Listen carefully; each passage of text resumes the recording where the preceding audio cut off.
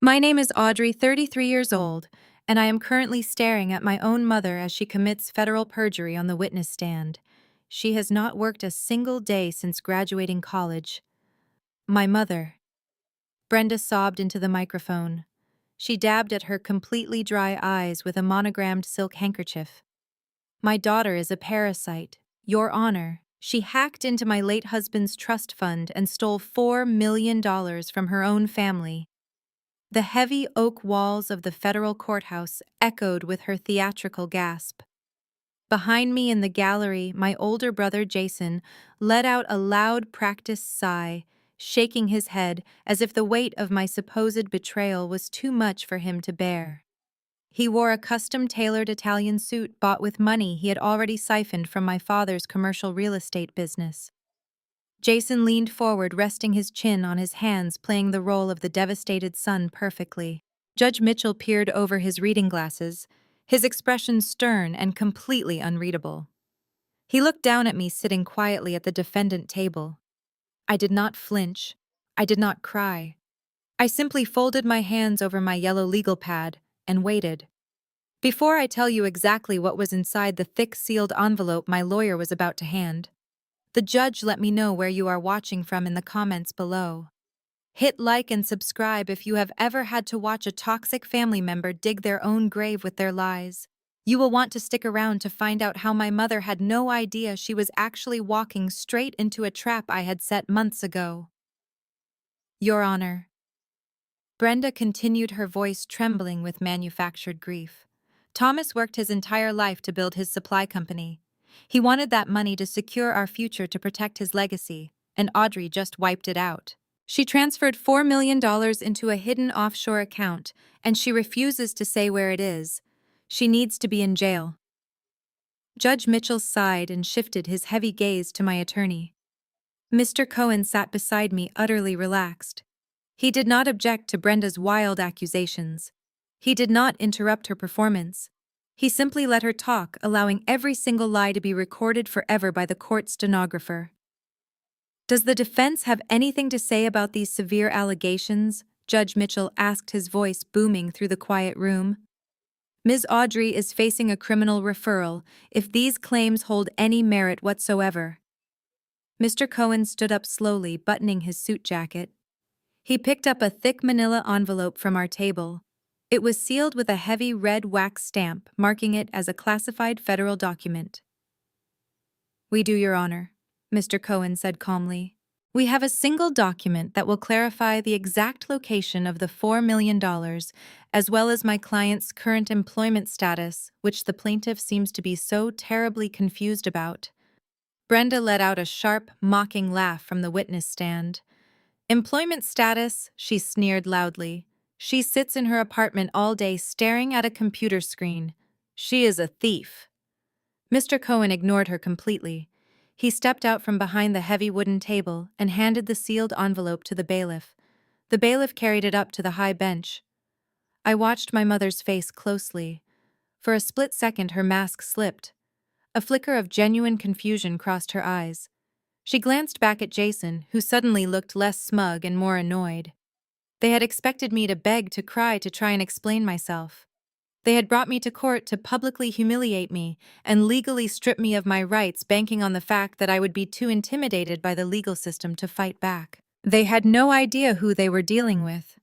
They had no idea that my silence over the last 3 months was not surrender, but an active, highly calculated investigation. Judge Mitchell took the envelope. He inspected the red seal, his eyebrows shooting up in surprise. He broke the wax seal and pulled out the thick stack of papers inside. The courtroom was so quiet, I could hear the rustle of the pages turning. As his eyes scanned the first page, his posture completely changed. The annoyance of dealing with a petty family dispute vanished, replaced by a sharp, intense focus. He looked up from the document, staring directly at my mother, and then his gaze shifted to my brother in the gallery. The air in the room grew instantly cold.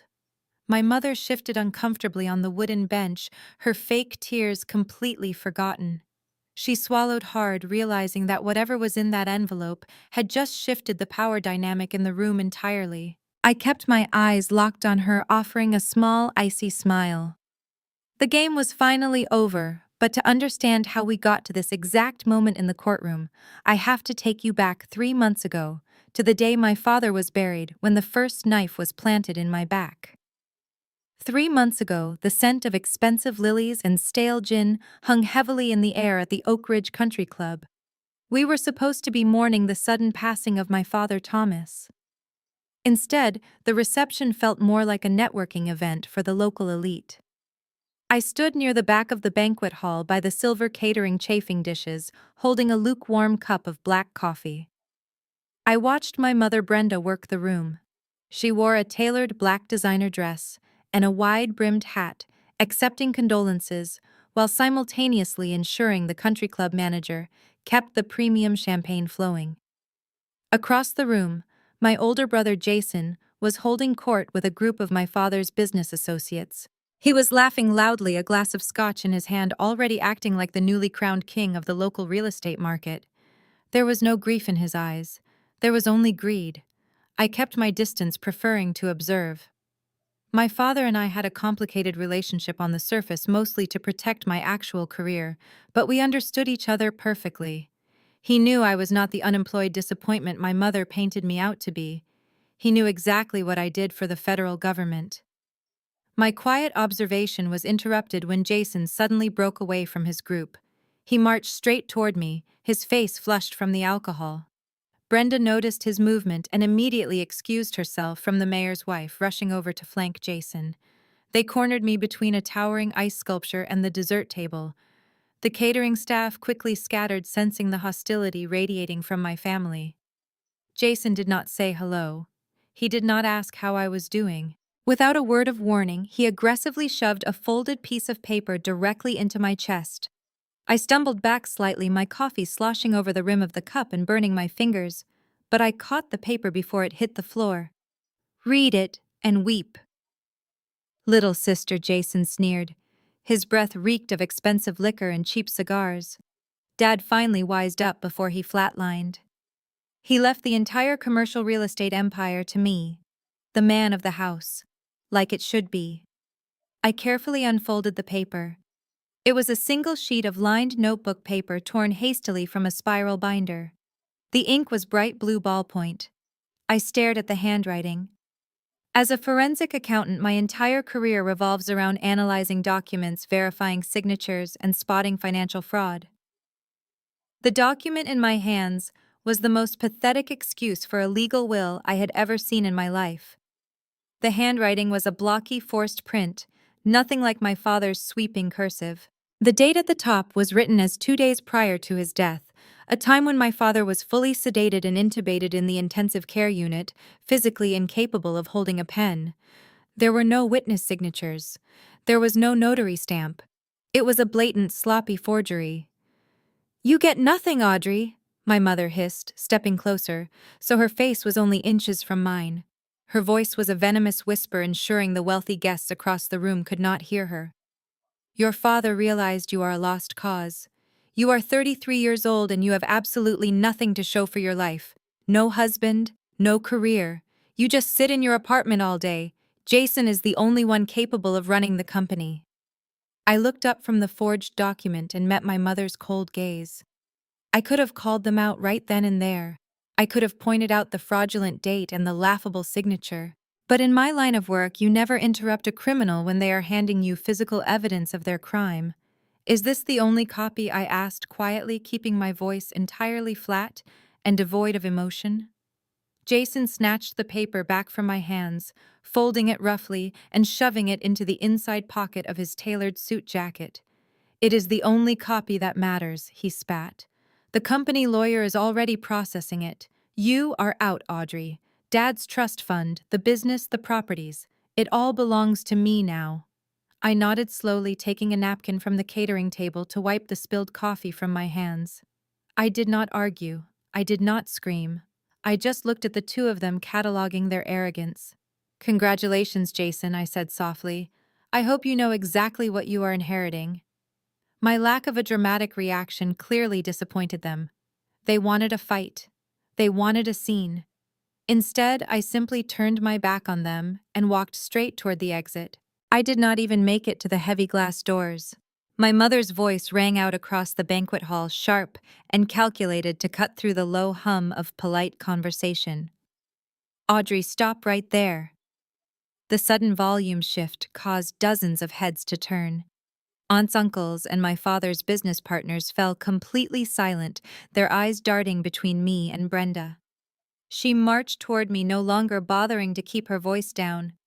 Jason trailed right behind her, a smug smile playing on his lips. I stopped and turned around, letting my arms hang loosely at my sides. "You are not leaving until you give me the keys," Brenda demanded, thrusting her manicured hand out. "I want the house keys, the alarm fob, and the garage remote. Right now." A low murmur rippled through the nearby tables. My aunt clutched her pearl necklace, whispering something to her husband. I looked at my mother's outstretched hand.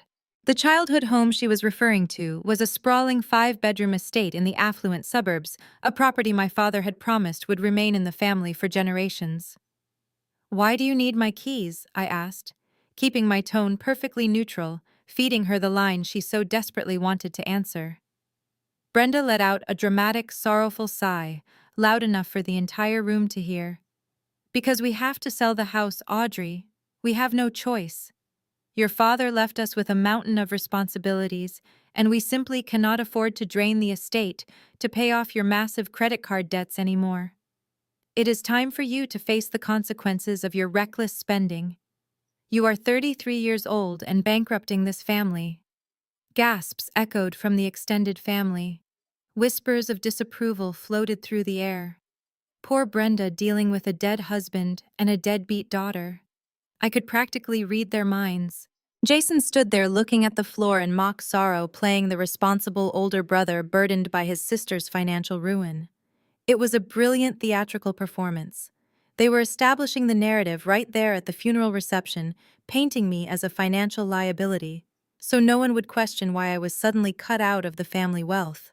What Brenda did not know, and what Jason was desperately trying to hide from her, was the actual reality of that 5-bedroom estate. I did not have a single dollar of credit card debt. I paid my balances in full every month with my 6-figure salary from the Internal Revenue Service. But Jason, the golden boy, had a crippling underground gambling addiction. 2 years ago, he had secretly convinced our ailing father to leverage the childhood home as collateral for a massive commercial loan. Jason immediately siphoned those funds to pay off his bookies. Because Jason had not made a single payment on that loan in over 8 months, the bank had already initiated foreclosure proceedings. I knew this because I had pulled the public financial records the moment my father entered hospice care. The bank was planning to serve the eviction notice by the end of the week. Brenda believed she was kicking me out to sell the house and keep the profits.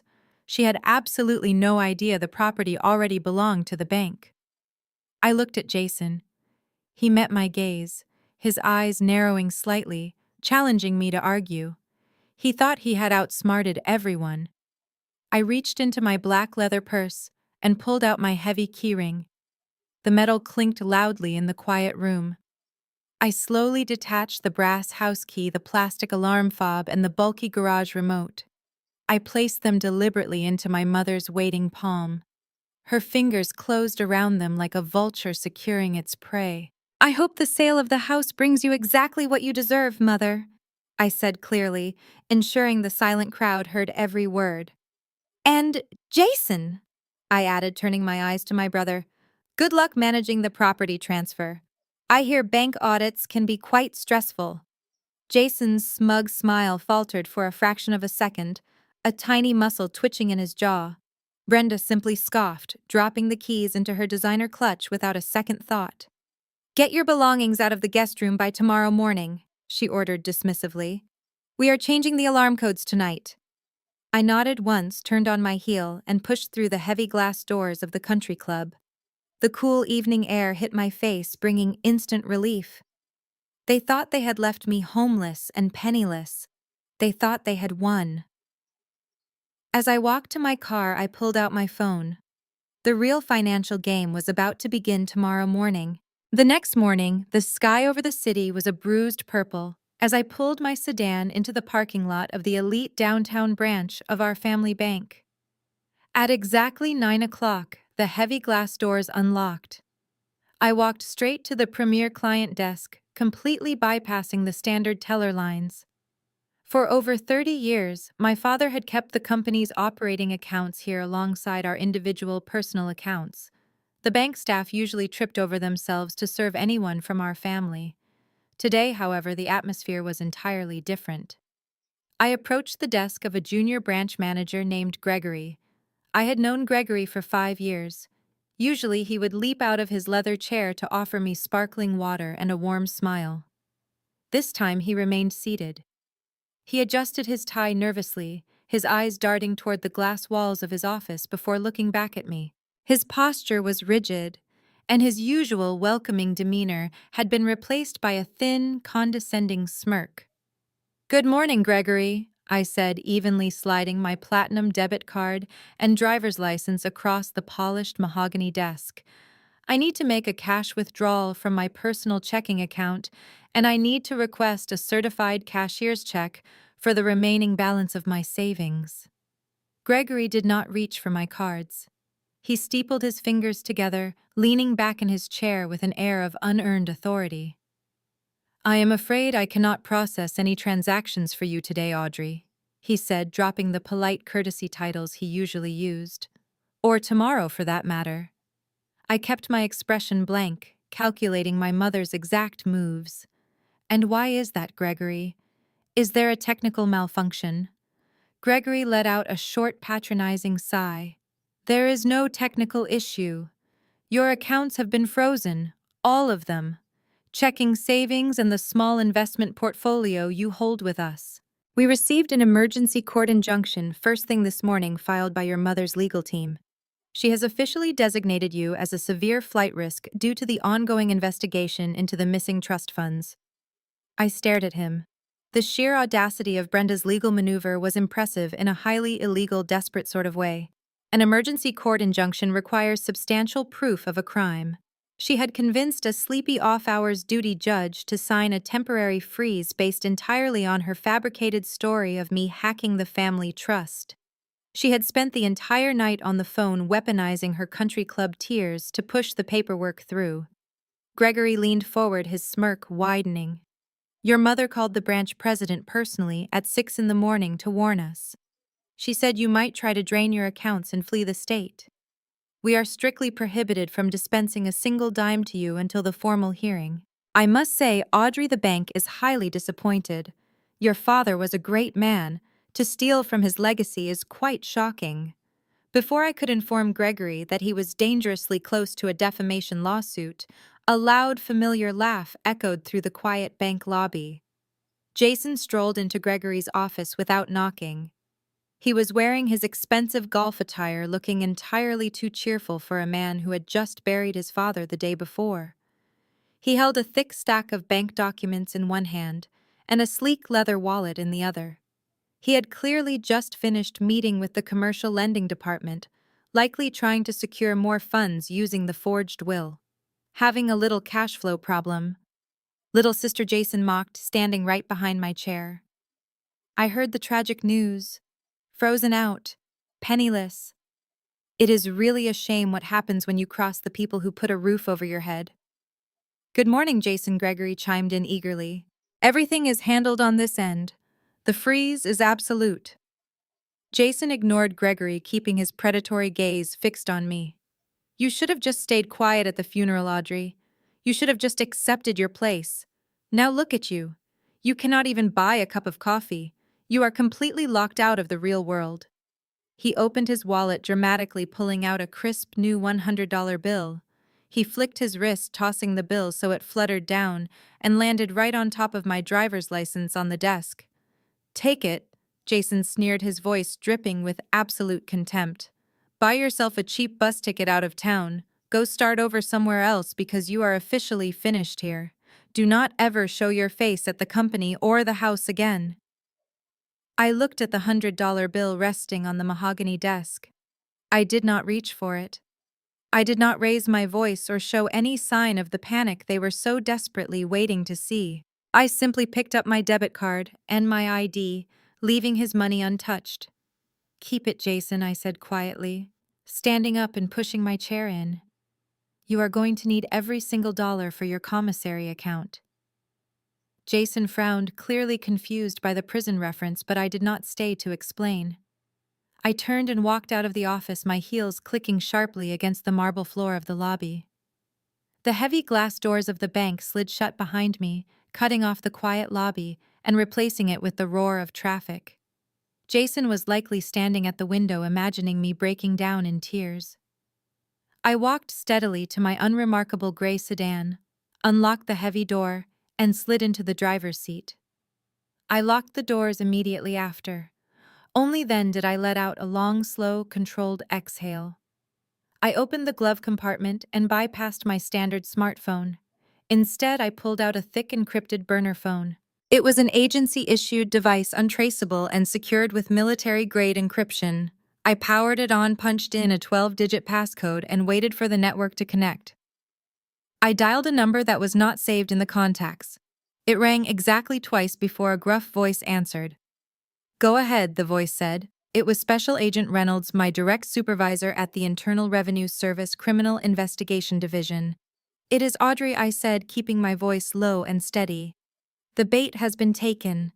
The targets have officially executed the emergency freeze on my civilian financial accounts as of this morning. They are using the fabricated story of the hacked trust fund as their probable cause." Reynolds let out a low whistle over the line. "So they actually went through with it, swearing out a false injunction on federal assets. They are incredibly arrogant or incredibly stupid, possibly both. Have they attempted to move any of the commercial real estate funds yet?" "Jason was meeting with the commercial lending department just now," I replied, watching a delivery truck rumble past my windshield. "He is holding the forged will. He believes he has full legal authority to liquidate the properties. I need you to initiate immediate round-the-clock surveillance on his offshore routing numbers, specifically the Cayman Islands Limited Liability Company he set up last year. I want every single digital footprint tracked the moment a wire transfer is initiated." "Consider it done," Reynolds said. "The cyber team is already monitoring the primary nodes. You know, Audrey, your father was incredibly brave for bringing this to us when he realized what his own wife and son were doing. He wanted to protect his life's work." I know, I said, my chest tightening just a fraction at the mention of my father.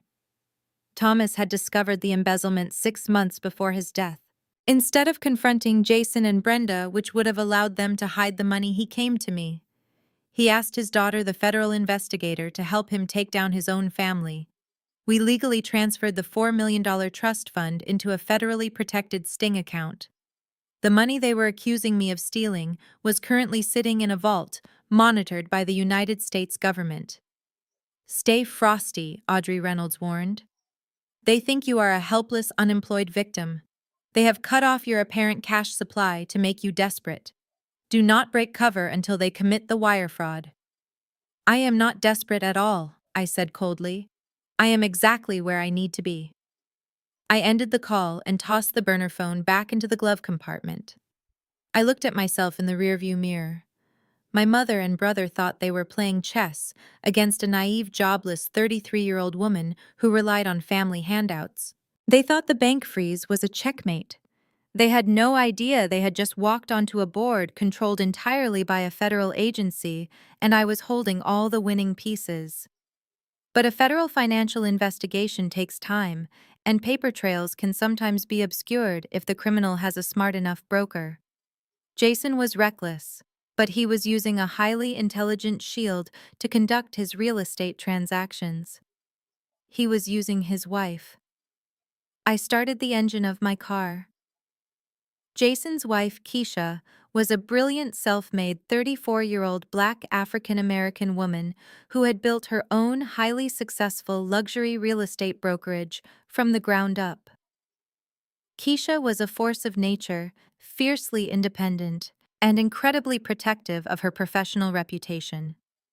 She had always kept her distance from Brenda's toxic country club behavior. I knew Keisha was not involved in the embezzlement, Jason was simply using her brokerage and her real estate license as a legitimate front to liquidate my father's properties and wash the money clean. It was time to pay my sister-in-law a visit. It was time to show her the absolute truth before Jason dragged her down with him.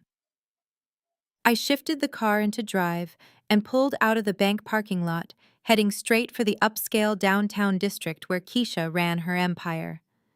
The upscale downtown district was a stark contrast to the quiet suburbs. Towering glass buildings reflected the late morning sun, and at the heart of it all was Vanguard luxury real estate. Keisha had built this brokerage from the ground up. At 34 years old, my sister-in-law was a powerhouse. As a brilliant black African-American woman in a fiercely competitive male-dominated market, Keisha clawed her way to the top through relentless work and an ironclad reputation.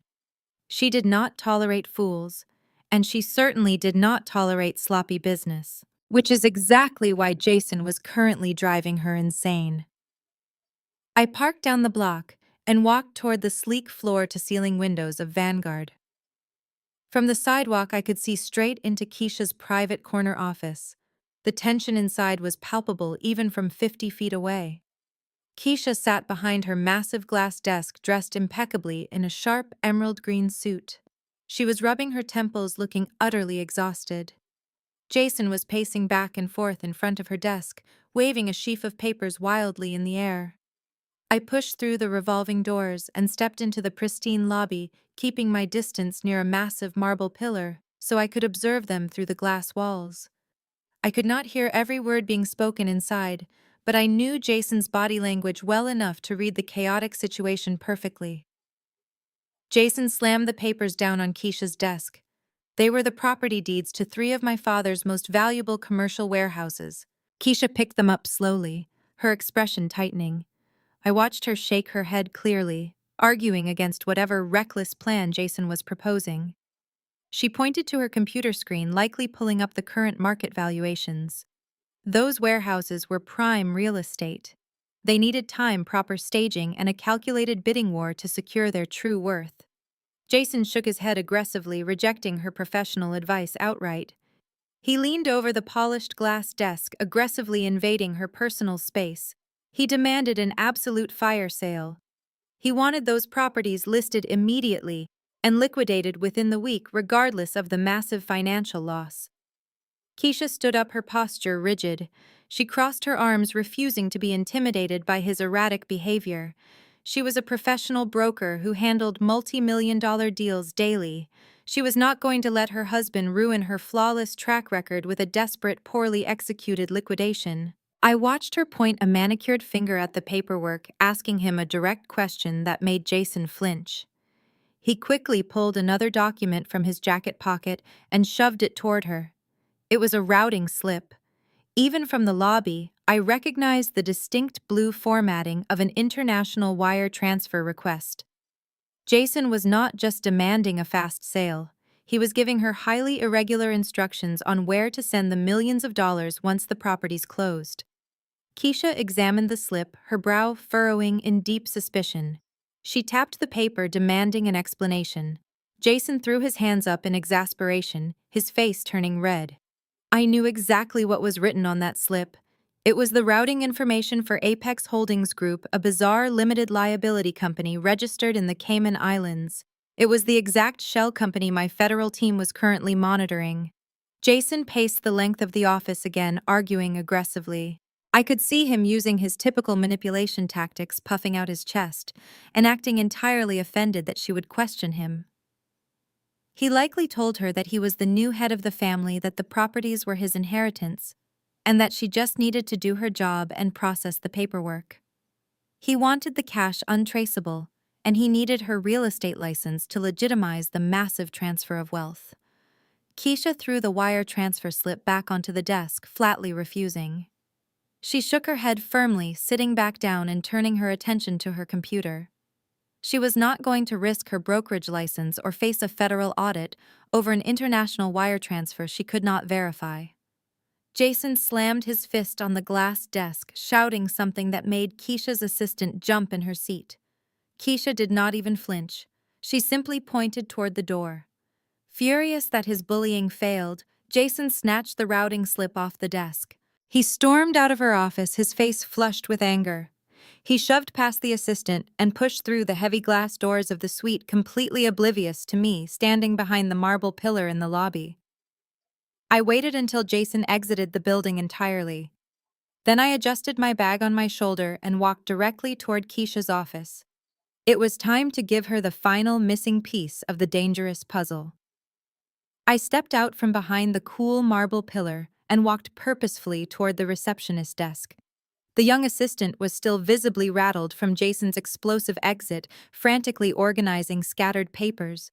She looked up, her eyes widening as she recognized me. She reached for the intercom button, likely to warn her boss that another member of my chaotic family had breached the perimeter. "Do not bother," I told the assistant, keeping my voice gentle but authoritative. "I will only be a minute." Before she could protest, I walked past her desk and pushed open the heavy glass door to the corner office. The room smelled of expensive espresso and leather.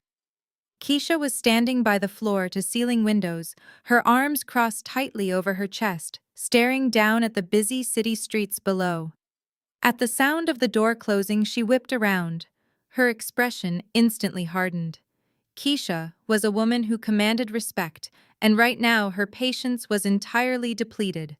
She let out a sharp, exhausted sigh and marched back to her massive mahogany desk, planting both hands flat on the polished surface. "Audrey, I am going to stop you right there," Keisha said, her voice sharp and uncompromising. "I just spent the last 20 minutes dealing with your brother throwing a spectacular temper tantrum in my office. I already know about the court injunction. I know Brenda froze your bank accounts this morning. If you are here to drag me into whatever toxic inheritance war you and Jason are waging, or if you are here to ask me for a personal loan because you cannot pay your rent, the answer is absolutely not." She glared at me, fully expecting me to burst into tears or start screaming about how unfair my mother was being. That was the dynamic my family had established for me. The weak, unemployed victim who constantly needed rescuing. I did not react to her harsh tone. I completely understood it. From her perspective, she was married into a family of lunatics, and I was just another liability. I walked slowly across the plush carpet until I was standing directly across from her at the mahogany desk. I did not sit down. "I am not here for a loan, Keisha," I said quietly. "And I am certainly not here to drag you into a family fight. I am here to pull you out of a federal indictment." Keisha blinked, her defensive posture faltering for a fraction of a second. She frowned, clearly confused by my calm demeanor and the sudden mention of federal charges. "Excuse me?" She snapped, her eyes narrowing. "What are you talking about?" I unzipped my black leather tote bag. I reached inside and pulled out a standard unmarked manila folder. I placed it gently on the center of her pristine desk. The folder contained exactly 3 pages of a heavily redacted financial audit report pulled directly from the Internal Revenue Service database earlier that morning. Most of the sensitive government codes and tracking numbers were blacked out with a thick marker, but the core information, the routing numbers, the corporate registry data, and the dates of incorporation were left perfectly visible. I looked Keisha dead in the eyes. "I know Jason just demanded that you execute a fire sale on my father's commercial warehouses. I also know he handed you a wire transfer slip routing the profits to a company called Apex Holdings Group in the Cayman Islands." Keisha's breath hitched slightly. Her professional mask slipped, revealing genuine shock. "How could you possibly know about the Cayman routing slip?" she demanded, her voice dropping to a harsh whisper. "He literally just handed that to me 10 minutes ago. No one else has seen it." I ignored her question and pointed a finger at the manila folder resting between us. "Open the file, Keisha. Look at the corporate registry data for Apex Holdings Group. Look at the names listed on the offshore incorporation documents." Keisha stared at the folder as if it were a live explosive. She hesitated, her sharp instincts battling with her natural suspicion of me. Finally, she reached out and flipped the folder open. Her eyes darted across the redacted pages, scanning the highlighted sections I had specifically prepared for her. Jason is not just stealing my inheritance, I said, my voice steady and cold. He is using your brokerage to launder the money. And worse, he is setting you up for the fall. Check the primary stakeholder name on that LLC, Keisha. I did not wait for her to read the name aloud. I did not wait for her to ask me another question. I did not want to give her the opportunity to argue or rationalize her husband's behavior. The evidence in front of her was absolute and undeniable. I simply turned around, pushed open the heavy glass door, and walked out of the office, leaving her standing alone in the suffocating silence of the truth. The heavy glass door clicked shut behind me, leaving Keisha completely alone in her corner office. For a long moment, she did not move. She simply stared at the open manila folder resting on her mahogany desk. The ambient noise of the busy city streets outside her window seemed to fade into a dull hum. Slowly, her eyes dropped back to the highlighted section of the corporate registry data I had left behind. She read the primary stakeholder name listed on the Cayman Islands Limited Liability Company documents. It was not Jason. It was not my father. The name printed in stark black ink was Keisha Vanguard. A cold chill radiated through her chest. She reached out with trembling fingers and traced the letters of her own name. Jason was not just hiding money in a secret account. He had explicitly named her as the sole owner and primary beneficiary of an offshore shell company. The weight of the implication crashed into her all at once. If this document was real, Jason was legally framing her for international wire fraud. Keisha was not a woman who panicked blindly. She was a top-tier professional whose entire career relied on legal integrity, meticulous documentation, and absolute control. She immediately marched over to her office door and locked it. She closed the vertical blinds, shutting out the view of her bustling sales floor. She needed absolute privacy.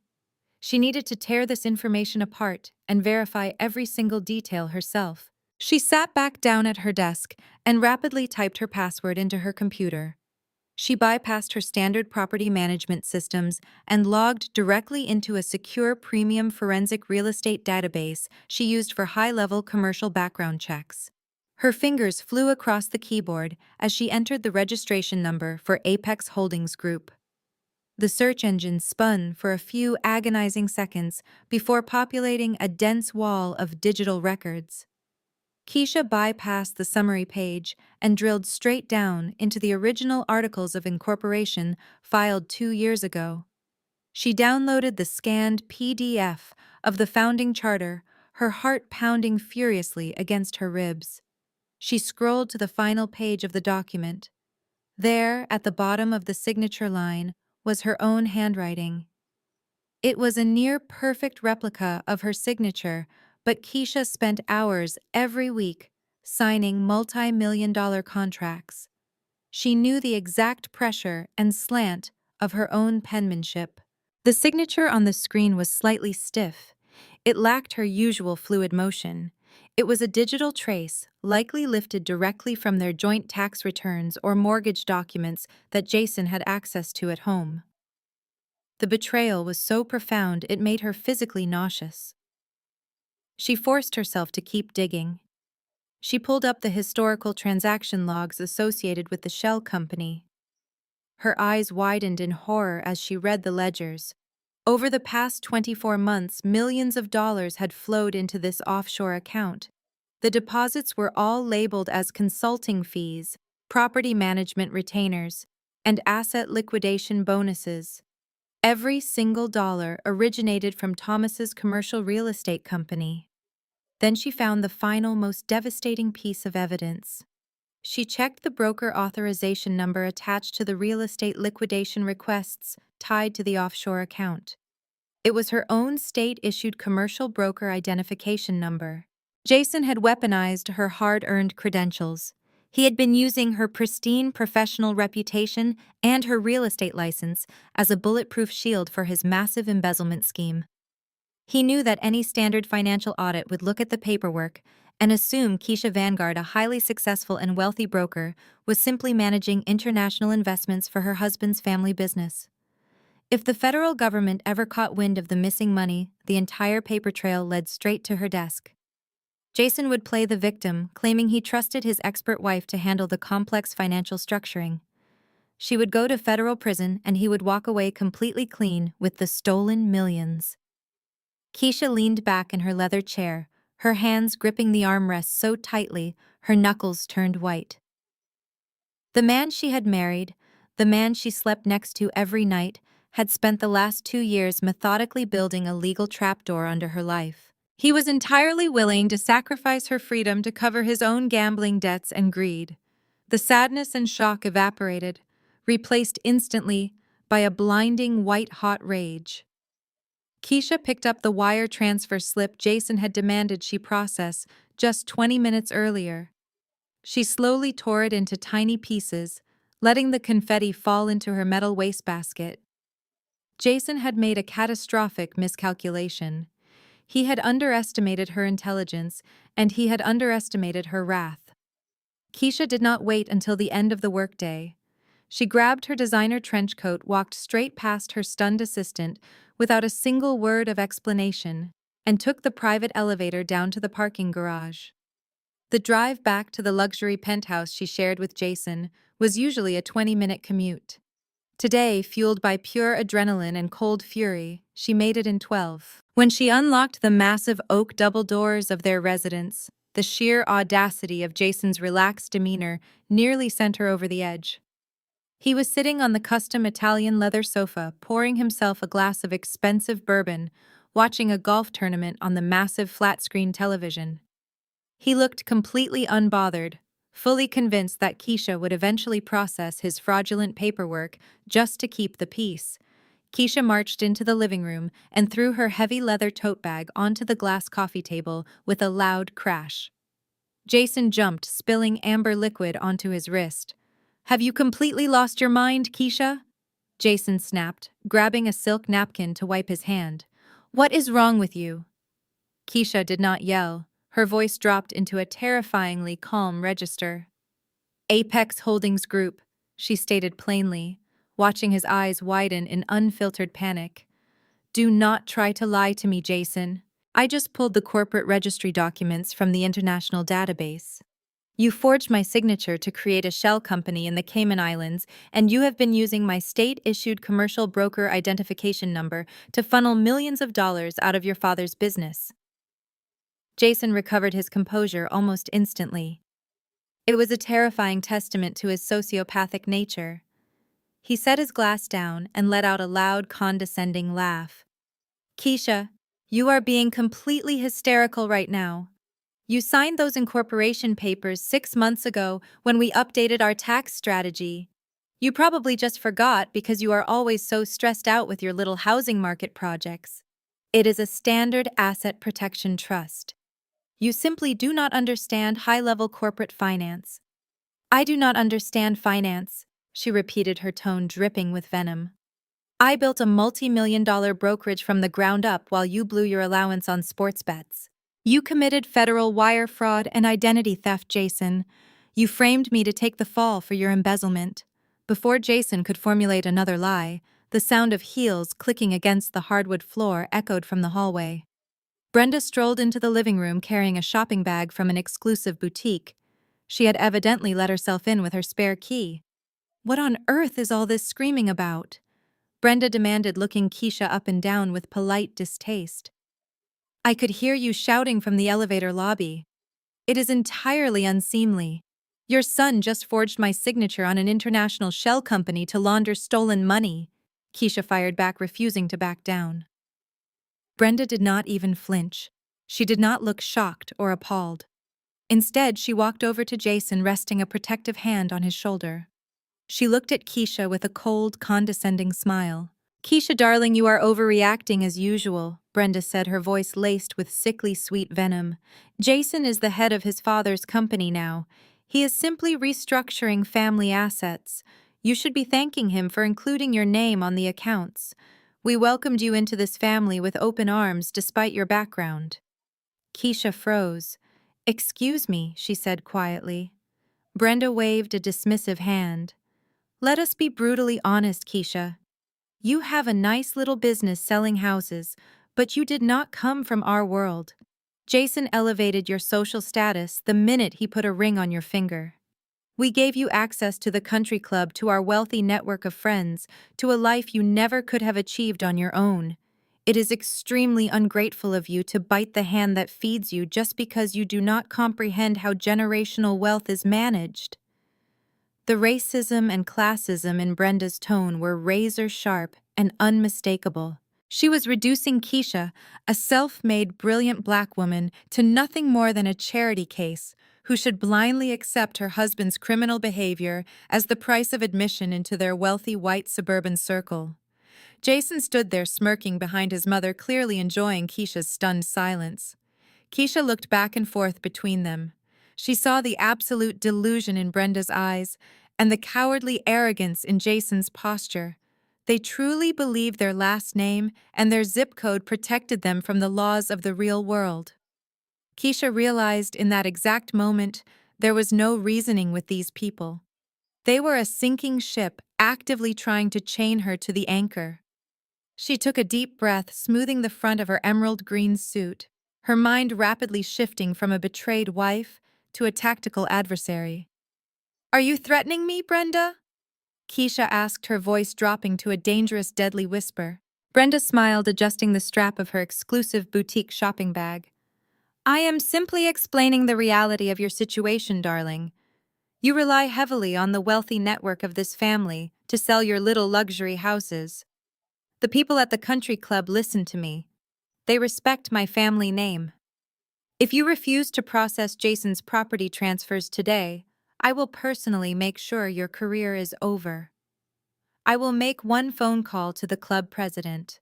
I will tell everyone in our social circle that Vanguard Luxury Real Estate is actively under federal investigation for mishandling family assets. I will ruin your professional reputation overnight. You will be back to renting cheap apartments on the east side of the city before the end of the month." Jason smirked, swirling the expensive bourbon in his crystal glass. "Come on, Keisha. Just do the paperwork. It is really not that hard. Stop trying to play the righteous moral compass and just be a supportive wife for once. We are talking about millions of dollars here. Your cut will be more than enough to keep your little business afloat." The sheer audacity of their synchronized threat hung heavily in the luxurious living room. Keisha looked at her husband, the man she had loved, supported, and built a life with, and saw nothing but a greedy, hollow shell of a human being. She looked at her mother-in-law, a woman dripping in unearned wealth and casual racism, completely comfortable destroying another woman's entire life just to protect her own lavish comfort. In that crystal-clear moment, Audrey's words echoed loudly in Keisha's mind. "He is setting you up for the fall." Audrey had not come to the brokerage looking for a handout or a shoulder to cry on. Audrey had come to deliver a highly calculated warning. Keisha realized with terrifying clarity that Audrey was absolutely right. Every single word Audrey had spoken earlier that day was the unvarnished truth. The family was not just dysfunctional. They were an organized, toxic criminal syndicate. They were actively trying to frame Keisha for federal wire fraud while simultaneously demanding her gratitude and absolute obedience. Keisha did not break down. She did not raise her voice to match theirs. She simply walked over to the glass coffee table, picked up her heavy leather tote bag, and turned back to face her abusers. "Let me explain the actual reality of your situation," Keisha said, her tone reaching absolute zero. "I built my brokerage with my own two hands. My license, my ethics, and my reputation are pristine. You, on the other hand, have committed federal forgery. You have initiated illegal offshore wire transfers. You are attempting to liquidate commercial assets that do not legally belong to you. And right now, you are actively attempting to extort a licensed state broker." Brenda scoffed, waving her manicured hand dismissively. "Oh, please, stop with the dramatic legal vocabulary. Nobody is going to listen to you over us." Keisha ignored her completely and focused her burning gaze entirely on Jason. "This penthouse is in my name, Jason. I bought it before we were married. The mortgage is paid exclusively from my personal account. You have exactly 2 minutes to put that glass down, pack whatever fits into a single suitcase, and get out of my home. Jason laughed, a nervous, jagged sound that betrayed his sudden panic. You cannot kick me out of my own apartment, Keisha. You are acting crazy. I am your husband. You are a criminal liability, Keisha corrected sharply, stepping closer to him. And if you and your mother are not out of my sight in exactly 120 seconds, I am calling the police. I will hand them the forged offshore incorporation documents myself. I will tell them exactly what you did to your father's company. I will have you arrested for felony fraud right here in this living room. The smug smile finally slid completely off Jason's face. He looked into Keisha's eyes and realized she was not bluffing. The absolute terrifying certainty in her voice paralyzed him. Brenda's arrogant posture stiffened.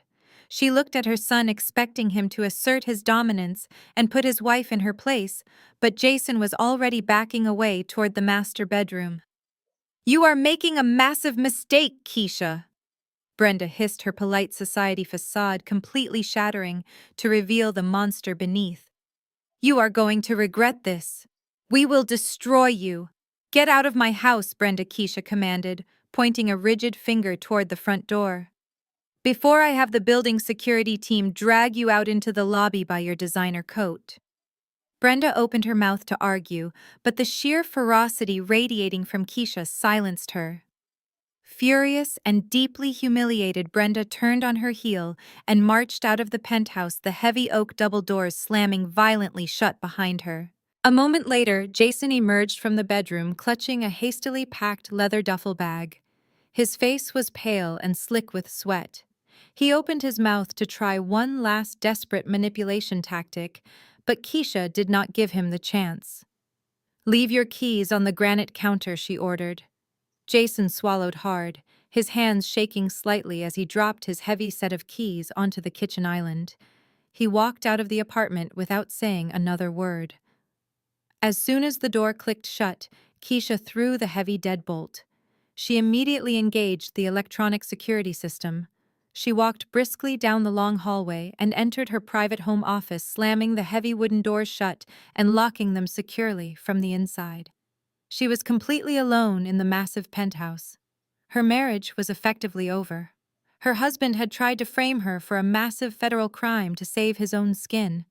But Keisha did not shed a single tear. She walked over to her desk, booted up her secure desktop computer, and reached for her phone. She needed to speak to Audrey immediately. They had a war to win. Inside the manila folder I had left on her desk, I had tucked a small white business card containing only a 10-digit phone number. It was a secure line directly to my agency-issued burner phone. When the device vibrated on my passenger seat 30 minutes later, I already knew who was calling. I picked it up on the first ring. We need to meet Keisha, said her voice completely devoid of its usual polished warmth. It was sharp, clinical, and all business. Right now. I gave her the address of a subterranean parking garage beneath an abandoned commercial plaza on the edge of the city limits. It was a location frequently used by my federal team for secure informant drops. There were no active security cameras, and the concrete walls blocked all cellular tracking.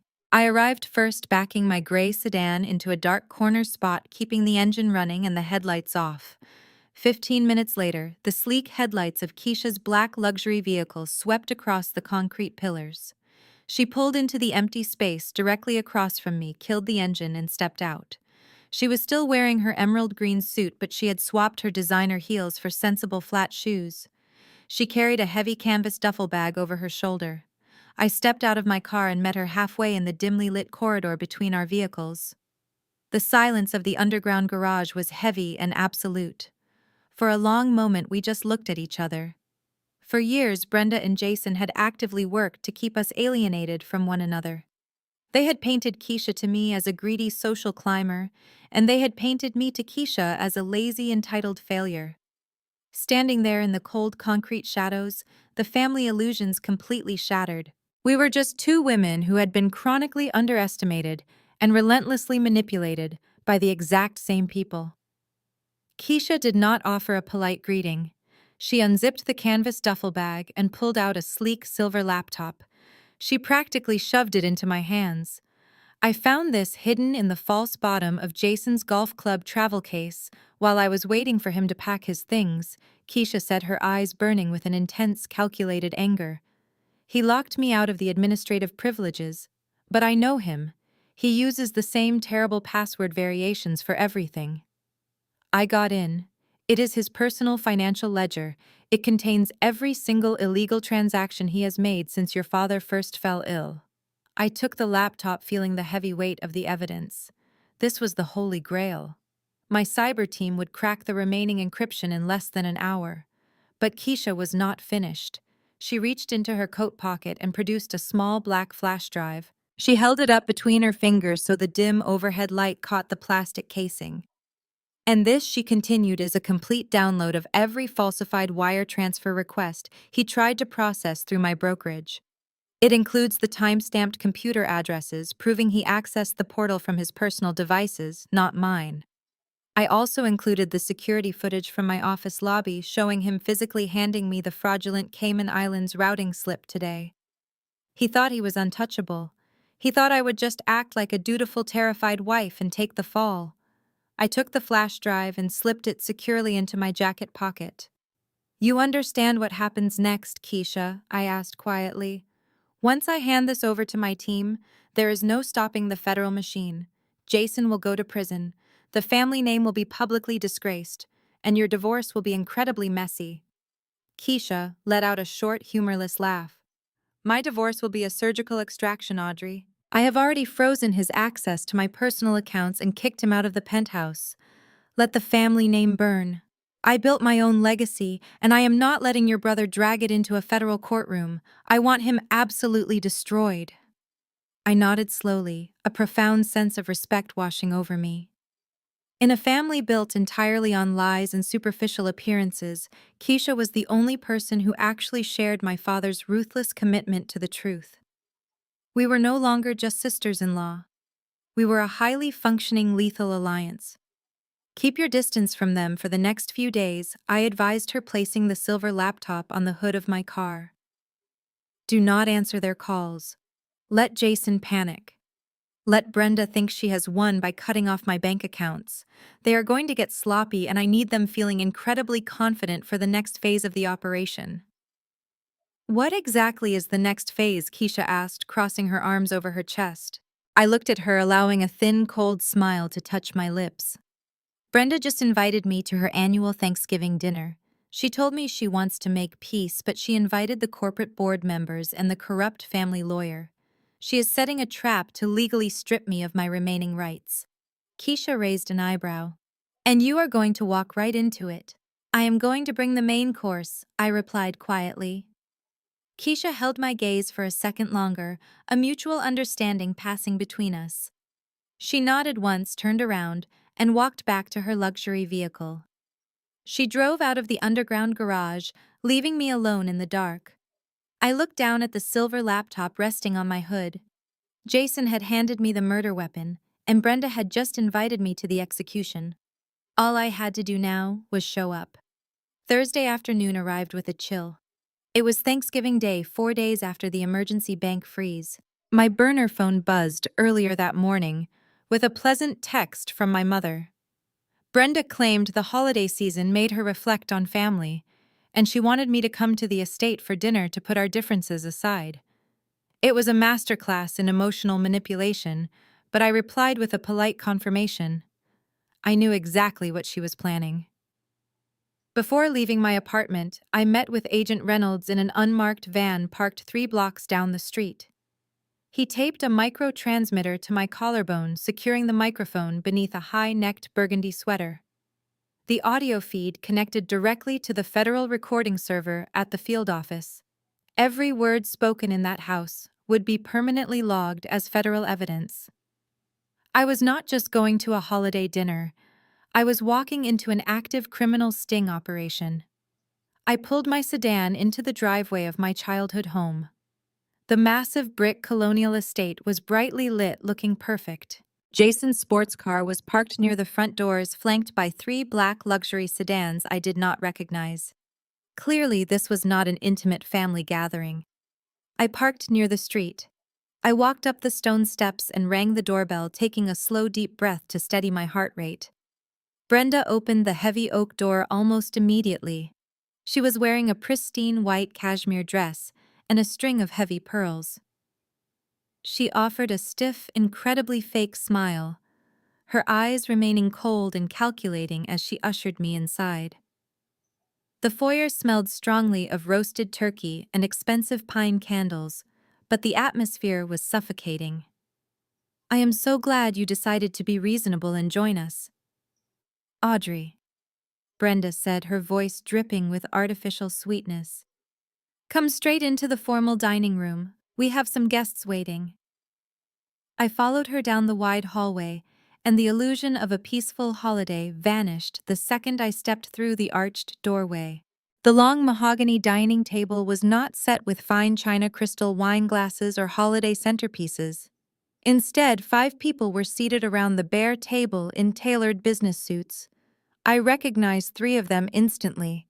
They were the senior executive board members of my father's commercial real estate company.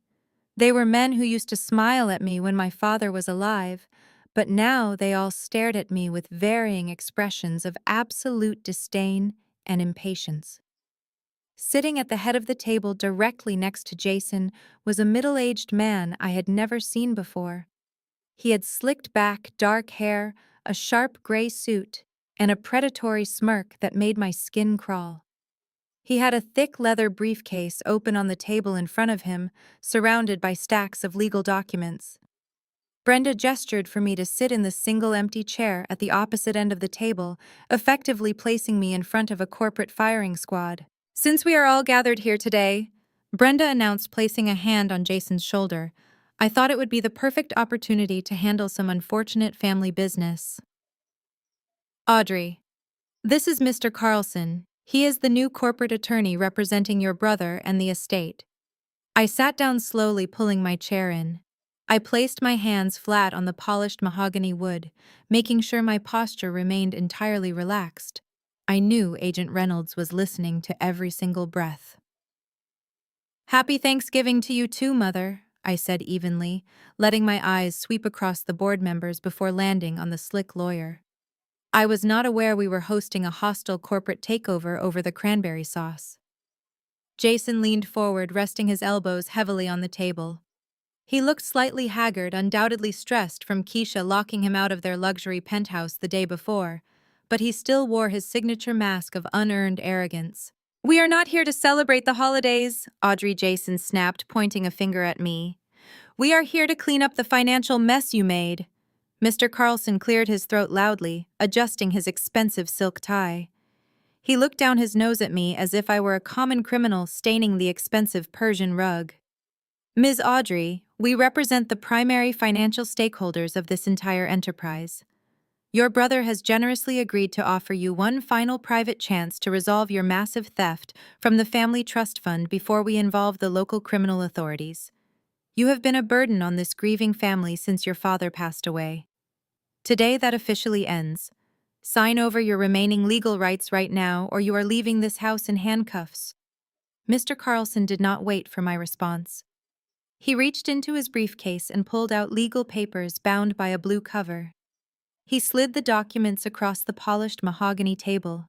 The thick packet stopped exactly inches from my folded hands.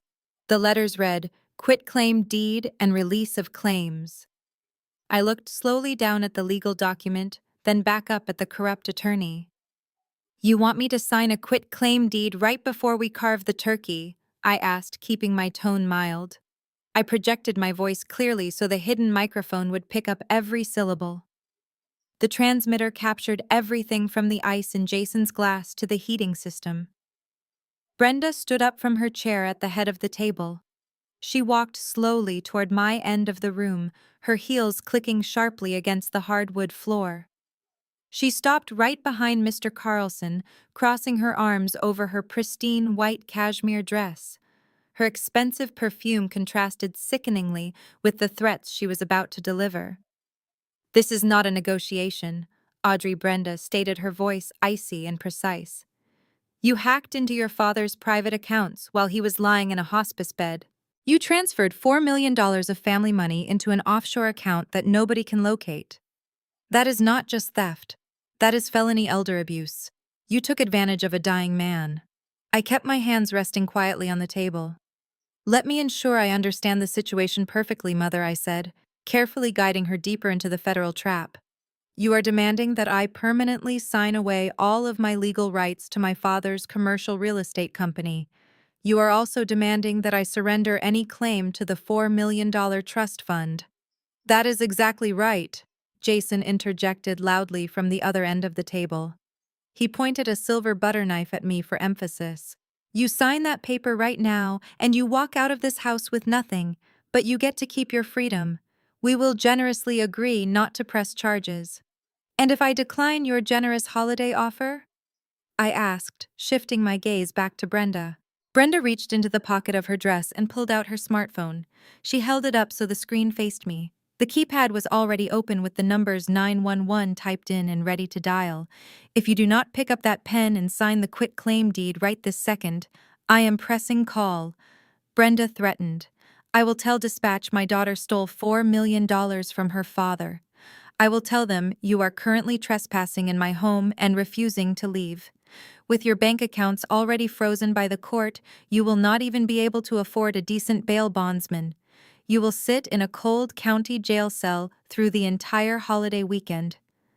I looked at the corporate board members seated around the table. They were supposedly respectable businessmen, sitting in silent approval as a mother and son extorted a family member. Do all of you support this strategy? I asked, looking directly at the oldest board member, a man named Richard, who had known my father for 20 years. Are you comfortable acting as witnesses to blatant criminal extortion? Richard shifted uncomfortably in his tailored suit, but he did not look away. Your father wanted Jason to run the company, Audrey, Richard said coldly. We all saw the handwritten will. You are disrupting the corporate transition.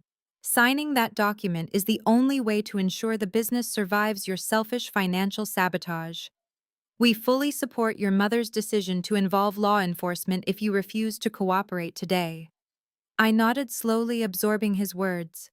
Every single person in this room was entirely complicit. They were all participating in a coordinated effort to blackmail me, using fabricated allegations of elder abuse as leverage. Agent Reynolds was sitting in an unmarked van 3 blocks away, listening to a textbook case of federal extortion unfold in real time. The audio recording was pristine. They were handing me their own prison sentences wrapped in a Thanksgiving bow. I looked down at the quitclaim deed again. Beside the document, Mr. Carlson had placed a heavy gold fountain pen. The room was suffocatingly silent, filled only with the sound of Jason's heavy breathing and the ticking of the grandfather clock in the hallway. They were all watching me, just waiting for my spirit to completely break. They expected me to reach for the pen, tears streaming down my face, terrified of going to jail. Instead, I smiled. It was not a warm smile. It was the cold, calculated smile of a predator who had finally cornered its prey. I did not reach for the heavy gold fountain pen. Instead, I leaned back in my chair, folding my arms across my chest. I decline your offer, I said, my voice echoing clearly in the quiet dining room. I will not sign the quitclaim deed, and I will certainly not surrender my legal rights to my father's estate just because you managed to intimidate a room full of supposed professionals. Jason's face turned a violent shade of crimson. The vein in his forehead throbbed dangerously. He slammed both hands down on the polished mahogany table, making the crystal water glasses rattle. You arrogant little brat!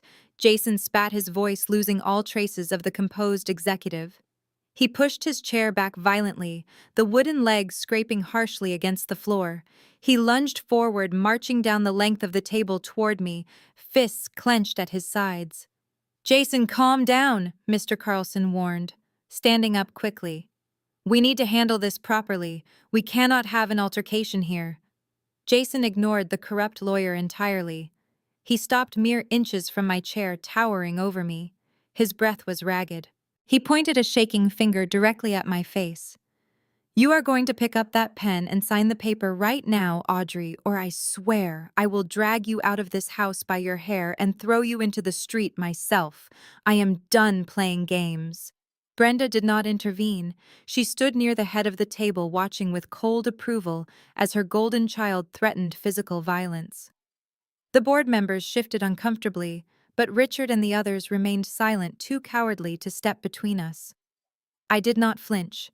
I did not shrink away from Jason's towering presence. I simply reached into the pocket of my blazer and pulled out my smartphone.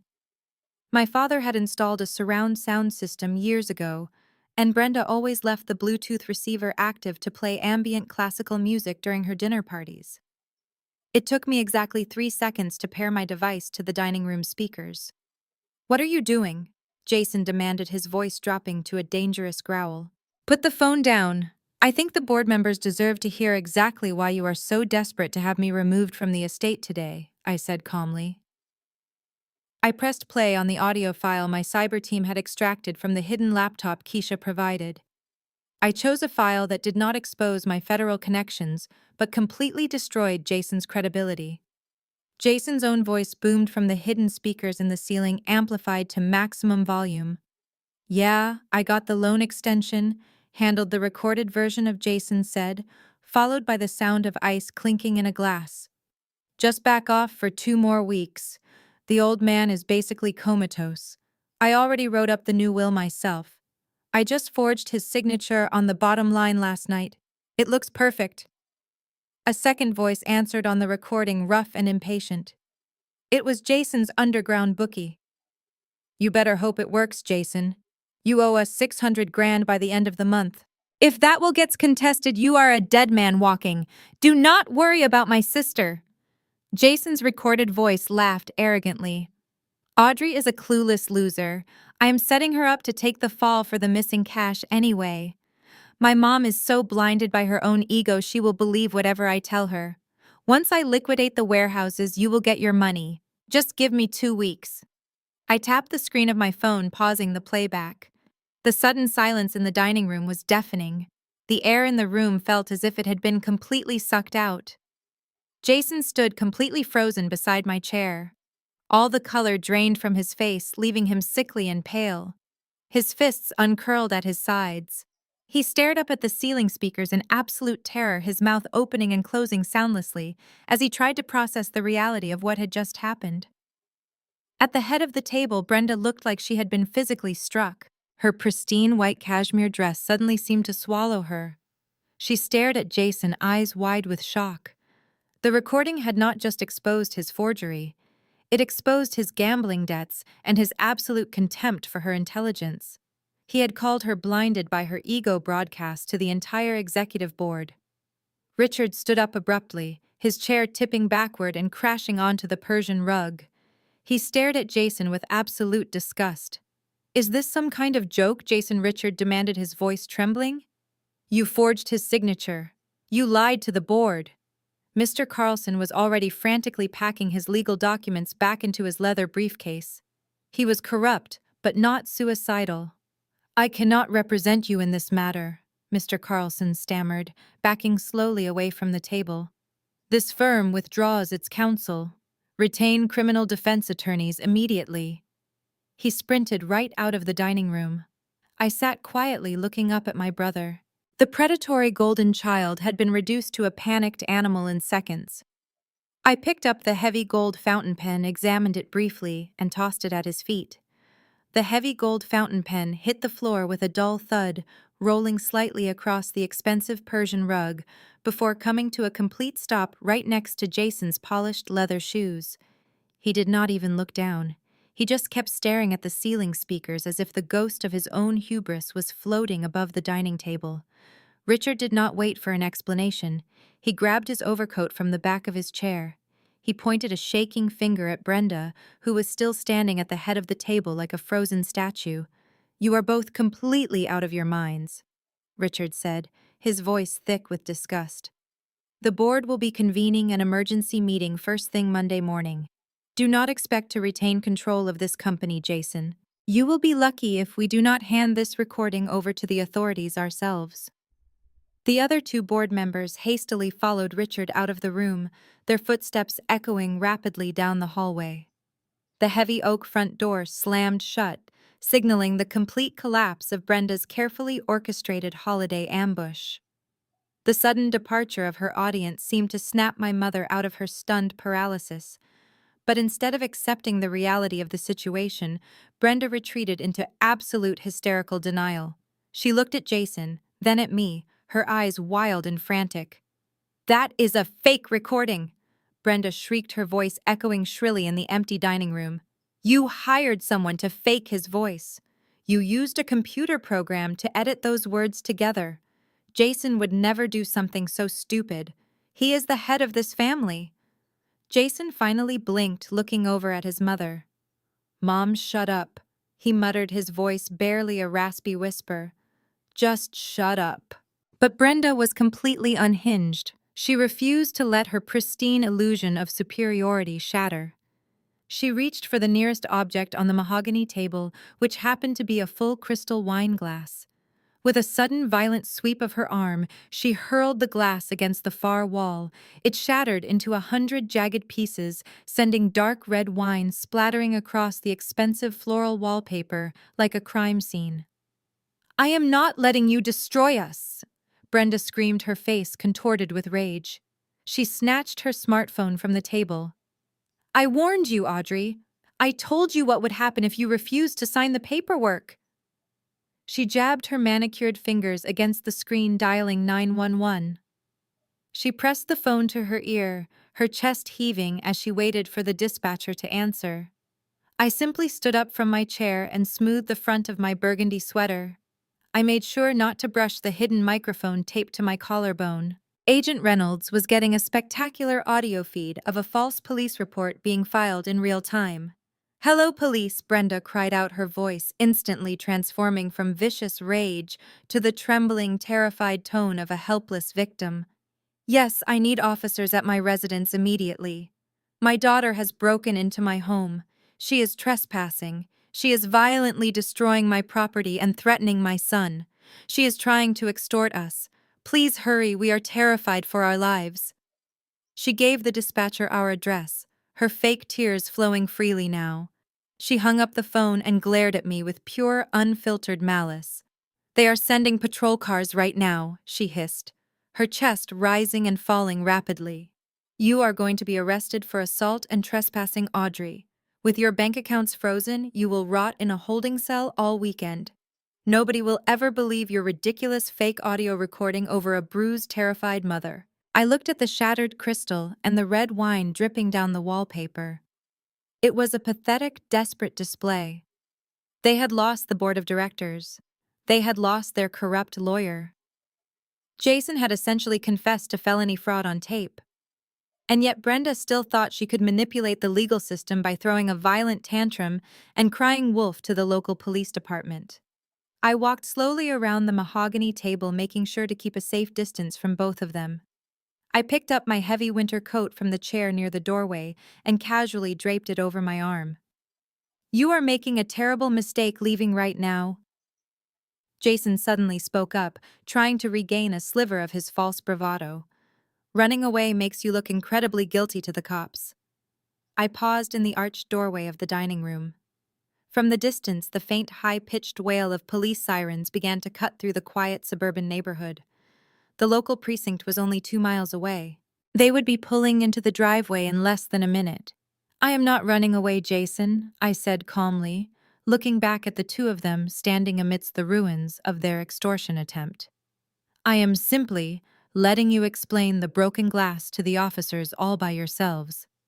Brenda opened her mouth to scream another threat, but the sirens grew significantly louder, echoing down the street and approaching the front gates of the estate. I turned my back on them and walked steadily down the wide hallway. "See you at the depositions, Mother," I called out over my shoulder. I opened the heavy oak front door, just as the flashing red and blue lights of 2 police cruisers swept across the manicured lawn. I walked down the stone steps completely unbothered, stepping aside as 4 officers rushed toward the house.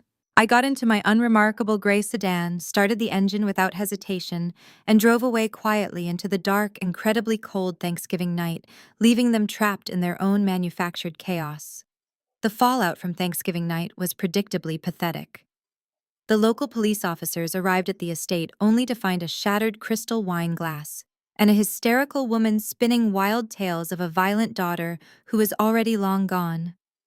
With no physical evidence of an assault, and Jason refusing to back up his mother's frantic story out of sheer embarrassment, the officers left with a stern warning about wasting city resources.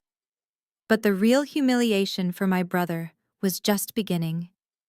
It was Wednesday afternoon, exactly one day before we were scheduled to sit for our sworn legal depositions. Brenda, desperate to project an image of absolute stability after the corporate board members walked out on her, had organized a lavish luncheon at the Oak Ridge Country Club. She invited the most influential women in her social circle, sitting at a prime table on the outdoor terrace overlooking the pristine golf course. Jason sat beside her, nervously picking at his expensive steak. He was trying to maintain the facade of a successful executive, but the dark circles under his eyes told a different story. He had spent the last 5 days locked out of his penthouse, living in Brenda's guest room and dodging furious phone calls from his underground bookie. At precisely 1 o'clock, the heavy glass doors of the terrace swung open. Keisha walked out into the crisp afternoon air. She wore a tailored charcoal gray suit that screamed authority. She did not look like a grieving wife or a woman whose marriage was falling apart. She looked like a corporate assassin. Walking right beside her was a tall, broad-shouldered man in a plain beige trench coat. He was a registered court process server. The terrace grew remarkably quiet as Keisha navigated through the maze of white linen tables. Several of Brenda's wealthy friends paused with their champagne flutes halfway to their mouths, watching the dramatic approach. Brenda noticed the sudden silence and turned around. Her polite smile instantly vanished, replaced by a look of sheer panic. "Keisha, what on earth are you doing here?" Brenda hissed, keeping her voice low but frantic. "You are not appropriately dressed for the terrace, and we are in the middle of a private lunch." Keisha ignored her mother-in-law completely. She stopped directly behind Jason's chair. Jason looked up, his face paling instantly. Before he could even open his mouth to offer a pathetic apology or demand that she leave, Keisha nodded to the man standing next to her. Jason, the man in the trench coat, said loudly, his voice easily carrying across the quiet terrace. He pulled a thick stack of legal documents from his jacket pocket and dropped them squarely onto Jason's plate, right on top of his expensive steak. "You have officially been served." Gasps echoed from the surrounding tables. Brenda covered her mouth in absolute horror. Serving legal papers in the middle of the Oak Ridge Country Club was the ultimate social cardinal sin. It was messy, public, and entirely undeniable. "What is this?" Jason stammered, staring down at the thick manila envelope ruining his lunch. "Those are your divorce papers," Keisha announced, her voice ringing out clear and steady for every wealthy socialite to hear. "I filed them first thing Monday morning under the grounds of irreconcilable differences and extreme financial misconduct. I also included a copy of the emergency financial injunction the judge signed an hour ago." Jason scrambled to open the envelope, his hands shaking violently. He scanned the front page, his eyes widening in absolute terror. "You froze my accounts," he choked out, looking up at her in disbelief. "You cannot do that. I need that money to pay my obligations. Every single joint account, investment portfolio, and shared credit line is completely locked down," Keisha confirmed coldly. "The judge granted the freeze based on documented evidence of your illegal offshore wire transfers. You cannot touch a single dime of my money, Jason, and the penthouse is legally mine. If you ever try to step foot in my building again, you will be arrested for trespassing." Brenda stood up, her face flushed with rage and embarrassment. She looked frantically around at her wealthy friends, who were all watching the spectacle with wide eyes. "Keisha, lower your voice immediately," Brenda demanded. You are making a scene. We can handle this privately like civilized people. You lost the right to privacy the moment you threatened my career, Brenda Keisha replied smoothly, not breaking eye contact. Enjoy your lunch. Both of you are going to need the energy for court tomorrow.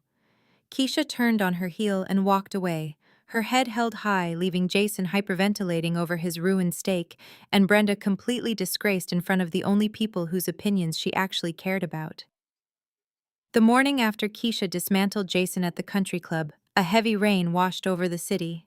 It was Thursday, the day of our sworn legal depositions. I walked into the sterile, brightly lit conference room of a neutral downtown law firm wearing a simple beige cardigan and a modest skirt. I deliberately dressed down, playing the part of the meek, unemployed daughter my family so desperately wanted me to be. Mr. Cohen. My attorney sat beside me, organizing his legal pads with quiet precision. Across the long, polished conference table sat Brenda and Jason, flanked by their hastily hired new defense attorney, a stern-looking woman named Ms. Bennett. Jason looked physically ill, his eyes darting around the room, completely broken by the impending divorce and the frozen assets. Brenda, however, sat perfectly straight.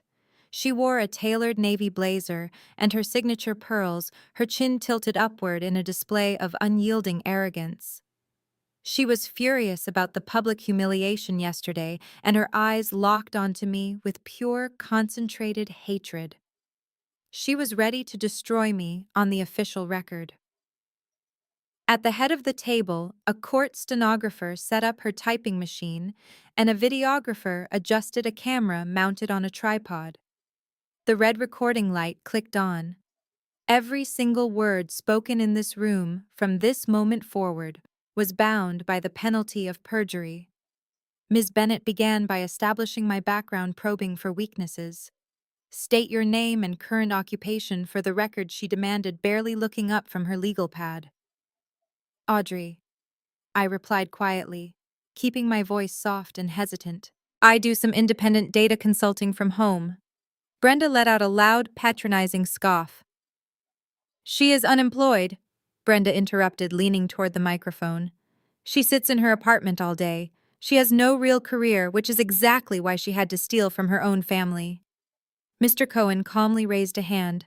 Let us allow the witness to finish, Ms. Bennett, or we can conclude this deposition right now. Ms. Bennett silenced Brenda with a sharp look and moved on, having established the narrative she wanted on the official transcript. After 30 minutes of mundane procedural questions designed to make me look financially unstable, it was Brenda's turn to speak. The court reporter asked Brenda to raise her right hand. Do you swear to tell the truth, the whole truth and nothing but the truth under penalty of perjury? The reporter asked. I do, Brenda stated proudly, completely oblivious to the trap closing around her. Ms. Bennett guided Brenda through her fabricated timeline, asking her to describe the days immediately following my father's death. Brenda was in her element. She performed beautifully for the camera, dabbing at her dry eyes, playing the grieving widow whose trust had been violated by a greedy child. And can you describe to the room exactly how the $4 million trust fund was stolen? Ms. Bennett asked gently, teeing up the scripted lie. Brenda took a deep, steadying breath, looking directly into the camera lens. It was late at night, 2 days after Thomas passed. I could not sleep, so I went downstairs to his home office. The door was slightly ajar. I looked inside, and I saw Audrey sitting at his desk. What was she doing? Ms. Bennett prompted. She was logged into his secure laptop, Brenda swore under oath. I watched her typing furiously. I stood right there in the doorway and personally witnessed her navigating the banking portal. I saw the transfer confirmation screen flash on the monitor. She sent $4 million to a hidden offshore account, and then she quickly shut the computer down when she heard me gasp. Mr. Cohen leaned forward, steepling his fingers. He looked at Brenda with mild curiosity. Just to be absolutely clear for the record, Brenda, you are stating under the penalty of perjury that you personally witnessed Audrey operating Thomas's laptop and transferring the funds. Yes, Brenda answered firmly, her tone dripping with righteous indignation. I saw her do it with my own 2 eyes. Are you certain it was not a scheduled transfer? Mr. Cohen pressed gently. Memory can be tricky during times of intense grief. I know exactly what I saw. Brenda snapped, glaring at my lawyer. Do not try to confuse me. My daughter stole that money. She is a thief. Mr. Cohen simply nodded and made a small check mark on his yellow legal pad. Thank you, Brenda. That is very clear. I kept my eyes fixed on the table, hiding the cold satisfaction pooling in my chest. Brenda had just handed us the rope to hang her with. She had explicitly sworn to witnessing a crime that never happened, involving a laptop that was currently sitting in a secure federal evidence locker. Thomas had handed that laptop over to the agency months ago. The machine had been wiped and dismantled by our cyber division long before my father even entered hospice care. It was physically impossible for me to have used it that night, and I had the federal chain of custody documents to prove it. Brenda thought she was driving the final nail into my coffin. She had absolutely no idea she had just committed a textbook federal felony on tape. Brenda settled back into her leather chair, looking incredibly pleased with herself. She adjusted her tailored navy blazer, believing she had delivered the final blow to my credibility.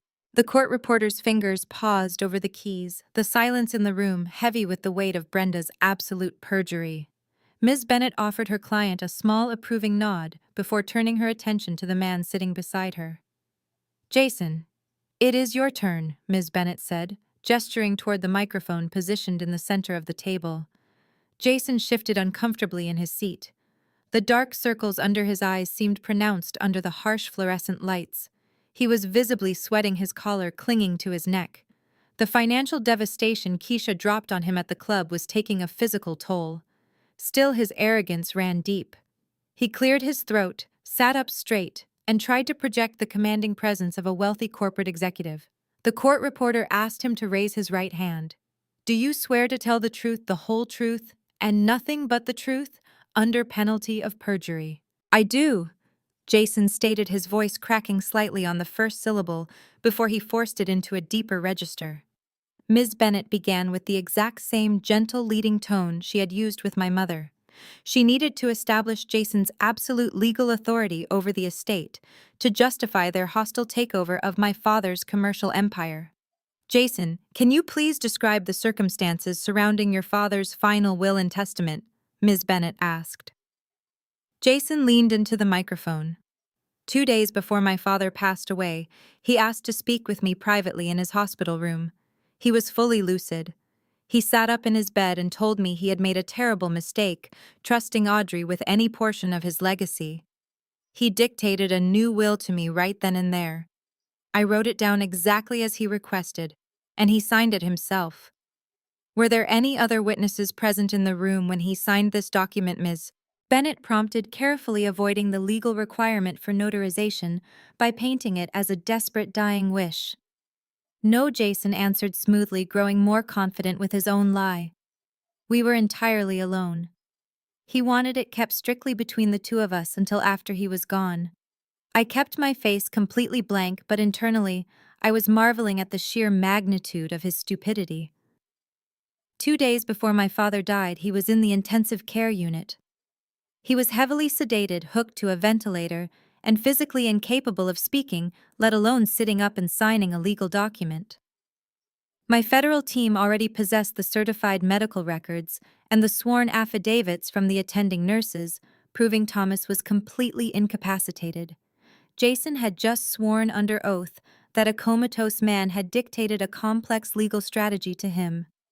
Ms. Bennett flipped a page on her legal pad. And regarding the company finances, Jason, have you noticed any irregularities since taking over the executive duties? Jason let out a heavy, dramatic sigh, pointing an accusing finger directly at me. The trust fund is completely gone. Audrey drained $4 million from the family reserves. I have been desperately trying to keep the commercial properties afloat, but she crippled our operating budget with her theft. Thank you, Jason, Ms. Bennett said, leaning back in her chair with a satisfied smile. I have no further questions at this time. Mr. Cohen adjusted his glasses and leaned forward. He did not look angry. He looked like a teacher about to correct a very slow student. Just a few clarifying questions for the record, Jason. Jason crossed his arms, adopting a defensive, hostile posture. Go ahead. Mr. Cohen looked down at his yellow notepad. You just testified that you are desperately trying to keep the commercial properties afloat. Have you at any point in the last 2 years transferred company funds or liquidated real estate assets into offshore accounts?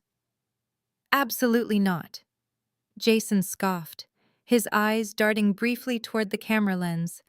Every single dollar has stayed within the domestic operating accounts of the business. Mr. Cohen did not miss a beat. So you have absolutely no knowledge of an offshore entity operating out of the Cayman Islands under the name Apex Holdings Group. Jason swallowed hard. A visible bead of sweat rolled down his temple. The mention of the specific shell company rattled him, but he was in too deep to back out now. I have never heard of that company. Jason swore, his voice rising in panic. I never funneled money out of the country. I sat quietly watching him seal his own fate. Every single word was a documented felony lie. Mr. Cohen did not press the issue immediately. He simply nodded his head slowly, allowing Jason's aggressive denial to echo in the quiet conference room. The court reporter's fingers flew across her machine, immortalizing the perjury. Ms. Bennett, the defense attorney, let out a small, satisfied breath, clearly believing her client had successfully deflected a desperate fishing expedition. Brenda leaned back in her chair, crossing her arms with a triumphant smirk. They both thought the danger had passed. Mr. Cohen flipped to the very last page of his yellow legal pad. He adjusted his glasses, squinting slightly at his own handwriting as if he were trying to decipher a minor, insignificant detail. Just one final question for you, Jason, and then we can wrap up this deposition for the day. My client and I certainly do not want to take up any more of your valuable time. Jason rolled his shoulders, eager to escape the hot seat. He checked his expensive gold watch, a blatant display of disrespect. Make it quick, he demanded. I have a company to run. Mr. Cohen looked up, his expression entirely benign. I am looking at a copy of a domestic wire transfer request that was flagged in the company ledgers. It is a rather large sum connected to the sale of the downtown commercial warehouse last month. The routing number listed on the destination account ends in 4782. Does that specific sequence of numbers mean anything to you? Jason froze. The arrogant slouch vanished from his posture. That routing number was not just a random sequence. It was the exact numerical identifier for Apex Holdings Group, the Cayman Islands shell company he had fraudulently established using Keisha's forged signature. It was the exact routing number Keisha had handed over to me on the secure flash drive in the underground parking garage. I watched Jason's throat bob as he swallowed hard. He glanced quickly at Ms. Bennett, but she was busy packing her legal briefs into her briefcase, completely unaware of the explosive nature of the question. Jason knew that if he admitted to recognizing the number, he would be linking himself directly to the offshore account he had just sworn he knew nothing about. But if he denied it, he was banking on the hope that we did not have the physical proof to contradict him. Jason, always the gambler, doubled down on the lie. That is just a clerical error, Jason scoffed, waving his hand dismissively. He forced a harsh, patronizing laugh that sounded incredibly hollow in the sterile room. My soon-to-be ex-wife runs a very sloppy real estate brokerage. Her assistant probably just typed the wrong account destination into the portal. We caught the mistake before the funds were ever moved. It means absolutely nothing to me or the company. Mr. Cohen leaned forward, his voice perfectly level. So you are stating under oath that routing number 4782 is a clerical error made by Vanguard Luxury Real Estate, and that you personally never authorized or executed a wire transfer to that destination. I never authorized it. Jason snapped, his voice rising in defensive anger. Like I said, it was a mistake made by Keisha's incompetent staff. I do not know whose account that is, and no company money was ever sent there. Now are we done here? Mr. Cohen held Jason's gaze for a long, silent moment. The tension in the room spiked, but the defense attorney remained entirely oblivious. Finally, Mr. Cohen closed his yellow legal pad and capped his pen. "We are done, Jason. Thank you for your profound honesty." Mr. Cohen turned his head slightly toward me. We did not smile. We did not high-five. We simply exchanged a single imperceptible look. The trap was completely locked. The heavy steel doors had slammed shut, and my family was standing right in the center of the cage. They had just committed federal perjury fraud and defamation on a recorded government transcript. Ms. Bennett stood up briskly, looking incredibly pleased with her work. "This concludes the deposition," she announced to the room. "We will see you in federal court next week for the formal hearing, Mr. Cohen. I highly suggest you advise your client to consider a settlement before the judge hands down a criminal referral." "We will certainly take your advice under advisement, Ms. Bennett," Mr. Cohen replied politely, packing his briefcase. Brenda stood up, smoothing her navy blazer. She looked down at me with absolute disgust. "You really thought you could outsmart us, Audrey," she sneered. "You are going to lose everything." I stood up slowly, pushing my chair in. I looked at my mother and then at my older brother. "See you in federal court," I said softly. Exactly 1 week later, the heavy oak doors of the federal courthouse swung shut behind me, sealing us inside the grand architecture of the legal system. The transition to the imposing federal courtroom was jarring for my mother and brother, though they tried to hide their anxiety. We were finally here. We were back to the exact moment this entire story began. I sat quietly at the defense table next to Mr. Cohen. Across the aisle, Brenda was putting on the performance of a lifetime. She was seated on the witness stand, dabbing her dry eyes with her monogrammed silk handkerchief. She was doubling down on the exact same lies she had sworn to during the deposition. "She has not worked a single day since graduating college." Brenda sobbed into the microphone, her voice echoing off the high ceilings. "My daughter is a parasite, Your Honor. She hacked into my late husband's trust fund and stole $4 million from her own family." I watched her carefully. Knowing what I knew now, her performance was not just pathetic, it was legally suicidal. During the deposition, she had locked herself into a fabricated narrative. Now she was repeating those lies in a federal courtroom in front of a federal judge, completely unaware that the trap had already snapped shut around her ankle. Behind me in the gallery, Jason leaned forward. His expensive Italian suit looked slightly loose on his frame. The stress of Keisha freezing his assets and kicking him out of the penthouse was taking a visible toll. Yet he still managed to look arrogant, resting his chin on his hands, playing the role of the devastated golden child. He thought the routing number blunder from the deposition was just a minor hurdle his lawyer could easily suppress. Judge Mitchell peered over his reading glasses. His expression was stern and unreadable as he looked down at me. "Does the defense have anything to say about these severe allegations?" Judge Mitchell asked, his voice booming through the quiet room. "Ms. Audrey is facing a criminal referral if these claims hold any merit whatsoever." This was it.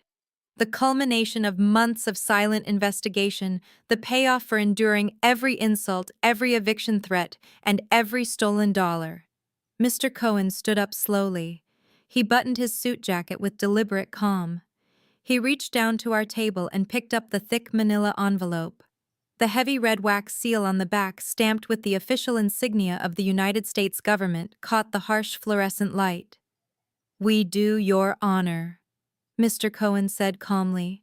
"We have a single document that will clarify the exact location of the $4 million, as well as my client's current employment status, which the plaintiff seems to be so terribly confused about." Brenda let out a sharp, mocking laugh from the witness stand. "Employment status," she sneered loudly, abandoning her grieving widow act for a second of pure spite. "She sits in her apartment all day staring at a computer screen. She is a thief." Mr. Cohen ignored her completely. He stepped out from behind the heavy wooden table and extended his hand. The armed bailiff approached, taking the sealed envelope from my lawyer. The sound of the bailiff's boots echoing across the floor was the only noise. Every eye tracked the movement of that envelope. The bailiff climbed the short wooden steps and handed the envelope directly to Judge Mitchell. I watched my mother's face. The smug satisfaction began to drain from her features, replaced by a sudden creeping uncertainty. She glanced back at Jason in the gallery. Jason sat up straight, his hands dropping from his chin, his eyes locked on the thick red seal. He recognized that it was not a standard legal brief. Ms. Bennet sat frozen at the plaintiff table. She looked up at the judge, trying to read his sudden change in posture. As a seasoned attorney, she knew that when a federal judge stopped reading and leaned forward with that specific intensity, someone in the room was about to face devastating consequences. She quickly looked back at Brenda, her professional confidence wavering for the very first time. Judge Mitchell took the envelope. He inspected the red wax seal, his eyebrows shooting up in genuine surprise. He slid a silver letter opener under the flap. The sharp cracking of the wax echoed loudly as he pulled out the thick stack of papers. As his eyes scanned the first page, the atmosphere in the room shifted violently. The mild annoyance Judge Mitchell had displayed earlier vanished entirely. He sat back in his large leather chair, completely engrossed in the federal document. The air grew incredibly cold. Brenda shifted uncomfortably on the wooden bench, her fake tears completely gone. Jason shifted his weight, the gallery wood creaking loudly. I kept my eyes locked on my mother, offering a small, icy smile. The game was officially over. Judge Mitchell did not just skim the document. He read every single line of the first page, his eyes darting back and forth across the thick black text. Then he slowly turned to the second page. The silence in the federal courtroom became physically oppressive. Nobody dared to cough. Nobody dared to whisper. The court reporter suspended her hands above her keyboard, waiting for someone to break the deafening quiet. The heavy ticking of the wall clock sounded like a countdown to absolute destruction. I watched Ms. Bennet closely. She was a defense attorney who relied heavily on preparation, and she suddenly realized she had walked blindfolded into a minefield. She leaned over the plaintiff table, desperately trying to catch a glimpse of the red seal on the discarded envelope resting near the judge. When she recognized the insignia of the United States Treasury Department, all the color drained from her face. She slowly sat back down, creating a subtle but deliberate physical distance between herself and the empty chair where my mother usually sat. She was already mentally drafting her withdrawal of counsel. Brenda was still seated on the witness stand, but her confident posture was rapidly crumbling. She gripped the edges of the wooden railing so tightly her knuckles turned stark white. She looked at Judge Mitchell, waiting for him to validate her tearful performance. She expected him to slam his gavel down, point a furious finger at me, and order my immediate arrest. Instead, the judge did not even look at her. He was too focused on the undeniable federal evidence exposing her lies. In the gallery behind me, the creaking of the wooden benches stopped. Jason sat perfectly still, completely paralyzed by the shifting power dynamic. The arrogance that had fueled his entire hostile takeover was gone, replaced by the primal fear of a cornered animal. He knew about the fake routing number he had denied under oath. He knew about the forged will, but up until this exact second, he honestly believed his money and our family name would insulate him from any real consequences. He looked toward the heavy oak doors, calculating how fast he could run, but the armed bailiff was already blocking the exit. Judge Mitchell reached the final page of the document. He read the official signatures at the bottom. He let out a long, heavy exhale that echoed through the courtroom microphones. He slowly aligned the edges of the papers, tapping them gently against the mahogany bench. The judge reached up and removed his reading glasses, folding the frames with a sharp, deliberate click. The sound made Brenda jump slightly in her seat. Judge Mitchell leaned forward, resting his elbows on the bench, and finally directed his stern gaze toward the witness stand. He did not look at my mother with sympathy. He looked at her with the absolute profound disgust reserved for the lowest caliber of criminals. Mrs. Brenda, Judge Mitchell, began, his voice dangerously low and resonant. You sat in my courtroom today, placed your right hand on a Bible, and swore under the penalty of perjury to tell the truth. You testified that you personally witnessed your daughter stealing $4 million. You testified that she is an unemployed parasite, draining your family resources. Brenda swallowed hard, her throat visibly bobbing. Yes, Your Honor. she whispered, her voice trembling violently as her false narrative collapsed. Because it is the truth. Judge Mitchell slammed his open palm flat against the mahogany desk. The sudden explosive sound resembled a gunshot, causing both Brenda and Jason to physically flinch. It is a complete fabrication, Judge Mitchell roared, his voice booming through the speakers and rattling the heavy oak doors of the courtroom. You have weaponized the federal legal system to execute a malicious, coordinated fraud.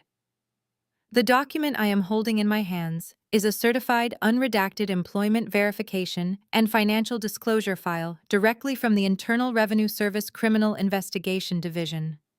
Brenda gasped, her eyes widening in absolute terror. She looked over at me, finally understanding why I had never panicked, why I had never cried, and why I had let her freeze my civilian bank accounts without a single fight. Ms. Bennett stood up instantly, raising both hands in a gesture of complete surrender. Your Honor, please let the record reflect that I had absolutely no prior knowledge of my clients providing false testimony. I was retained strictly for a civil trust dispute. Sit down, Ms. Bennett, Judge Mitchell commanded sharply.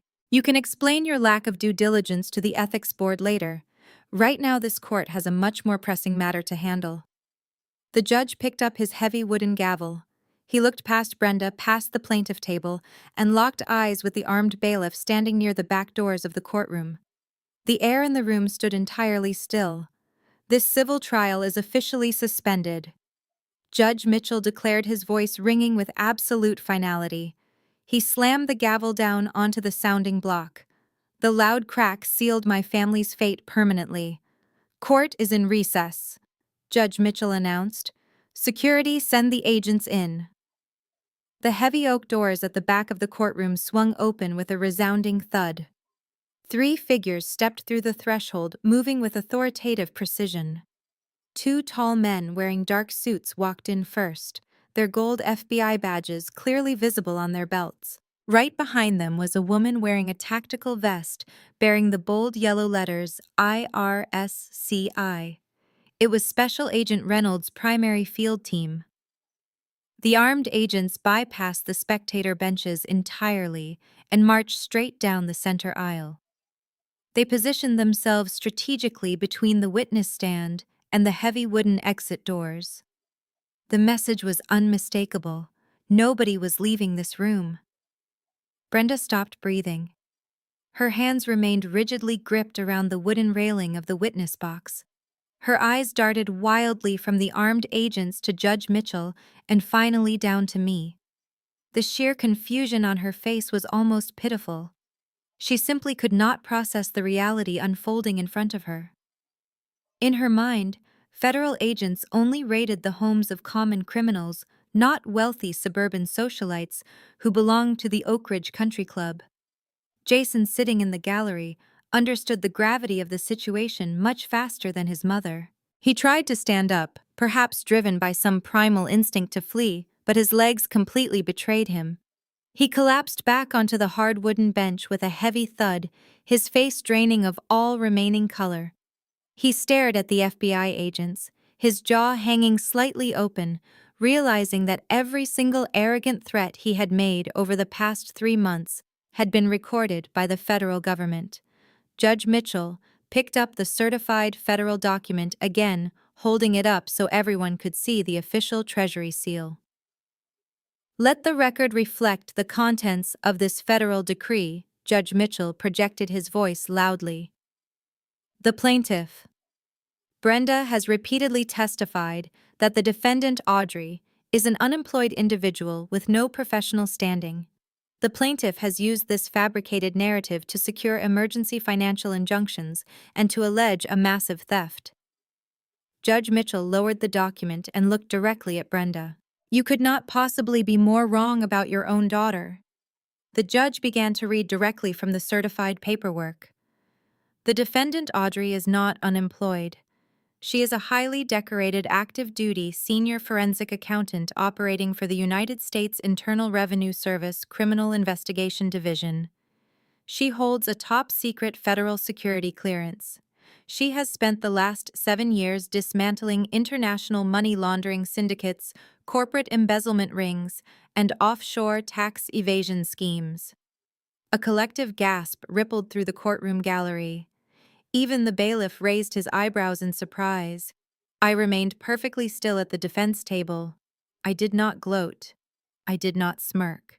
I simply watched my mother's entire worldview shatter into a million jagged pieces.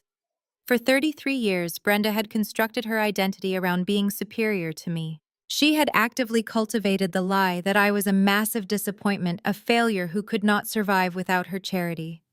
She had used that lie to justify her emotional abuse, her blatant favoritism of Jason, and her ultimate attempt to leave me homeless. Now a federal judge was publicly reading my resume into the permanent legal record, exposing me as a top-tier investigator who wielded the power of the United States government. "You lied under oath to frame a federal agent," Judge Mitchell continued, his tone absolutely ruthless. "You filed a fraudulent police report on Thanksgiving night. You illegally froze the civilian bank accounts of an active investigator, attempting to financially suffocate her while she was conducting a sanctioned operation. You and your son have treated this court and the law itself as a tool for your own personal greed." Brenda shook her head slowly. "No," she whispered, her voice cracking. "No, that is impossible. She just sits in her room. She does not do anything important. It is a mistake."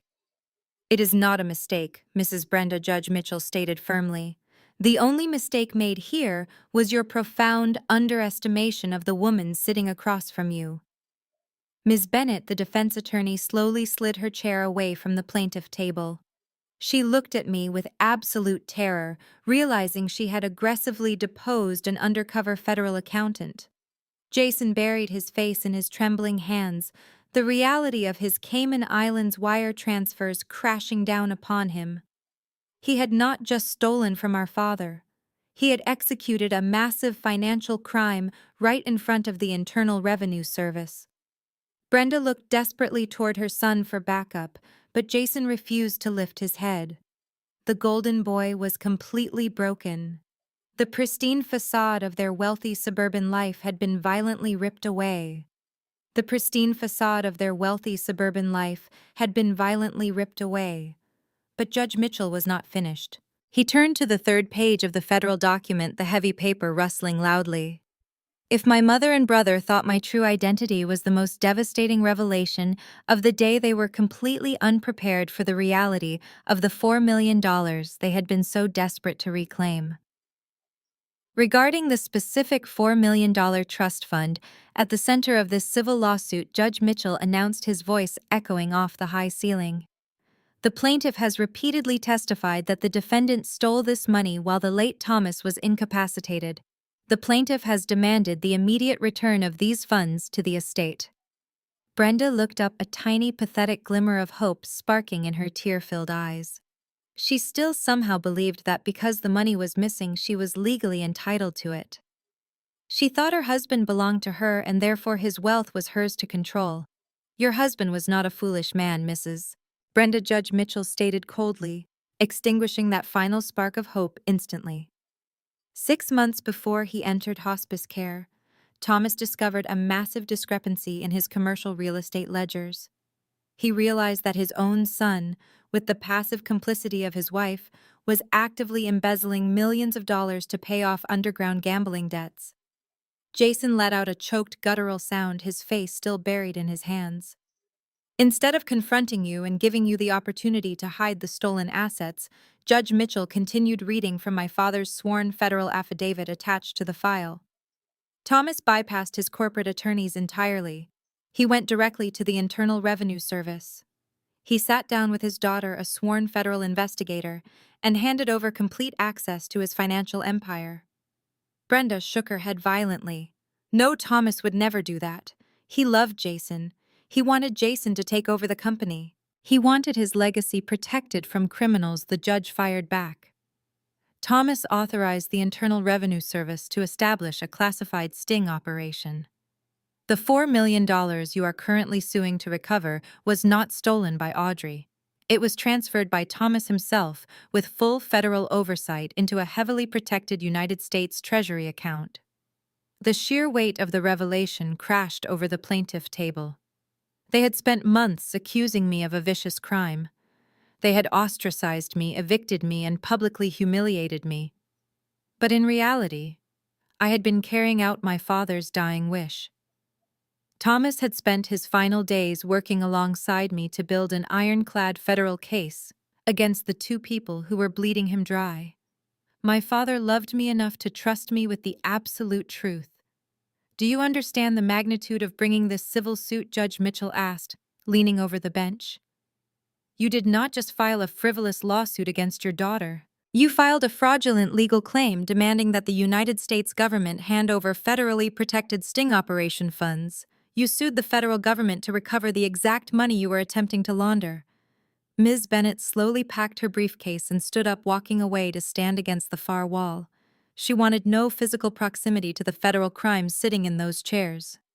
She abandoned her clients without a single word of comfort. "You handed this court a forged will, Judge." Mitchell boomed, his anger completely unfiltered now. "You committed perjury on a recorded legal transcript. You attempted to extort a federal agent with a false police report. And you did all of this while actively funneling domestic real estate profits into a Cayman Islands shell company under the forged signature of an innocent woman." Jason finally raised his head. He looked at the two FBI agents standing in the aisle, their hands resting comfortably near their holstered weapons. He looked at the IRS officer standing near the exit. There was no slick corporate lawyer who could talk him out of this. There was no bribe he could pay and no lie he could spin. He had walked right into a federal courtroom and handed the judge a signed confession to multiple felonies. Brenda reached out, her trembling fingers grabbing the wooden edge of the witness stand. "But I am his wife," she cried out, her voice cracking in absolute desperation. "Half of everything he owned belongs to me by law. You cannot just take it all away. You forfeited your marital rights the moment you actively participated in the financial destruction of his estate." Judge Mitchell replied, showing zero mercy. "The federal government has already seized the remaining commercial properties. Your bank accounts are frozen pending a forfeiture hearing. You have absolutely nothing left." The echo of Judge Mitchell's words hung in the air like a physical weight. Brenda stared at him, her mouth opening and closing soundlessly, unable to articulate the absolute ruin that had just consumed her entire existence. She had spent decades building an impenetrable fortress of wealth, status, and casual cruelty, only to watch it vaporize in a matter of seconds inside a federal courtroom. Judge Mitchell did not offer a single shred of sympathy. He looked past her to the armed personnel waiting in the center aisle. "Execute the arrest warrants," he commanded, simply, his voice devoid of any emotion. The two FBI agents and the IRS criminal investigation officer moved simultaneously. Their heavy boots thudded against the polished hardwood floor, a synchronized march of federal authority that shattered the remaining silence. One FBI agent approached the gallery where Jason was sitting. The other, alongside the IRS officer, flanked the witness stand where my mother remained entirely frozen in shock. Jason did not put up a fight. The golden boy, the ruthless corporate executive who had violently threatened to drag me out of my childhood home by my hair, offered absolutely no resistance. When the agent grabbed his shoulder and hauled him to his feet, Jason was completely limp. He kept his eyes glued to the floorboards, his shoulders hunched in profound, humiliating defeat. The sharp metallic click of the handcuffs ratcheting around his wrists echoed sharply through the large room. The sound was the final, undeniable punctuation on his failed criminal career. He was instantly stripped of his custom Italian suit's power, reduced to nothing more than a common white-collar criminal headed for central processing. Brenda, however, refused to go quietly. When the IRS officer reached for her arm to guide her out of the witness box, the shock finally wore off, replaced immediately by raw, unfiltered panic. "Do not touch me!" Brenda shrieked, recoiling violently as if she had been physically burned. "You cannot do this. I am a respected member of this community. I am the widow of Thomas. I have a pristine reputation. "Ma'am, place your hands behind your back," the officer instructed her, tone professionally, bored completely immune to the desperate hysterics of a country club socialite. Brenda thrashed wildly, her expensive pearls clattering against the heavy wooden railing of the stand. She tried to swat the officer away, a desperate and incredibly foolish escalation.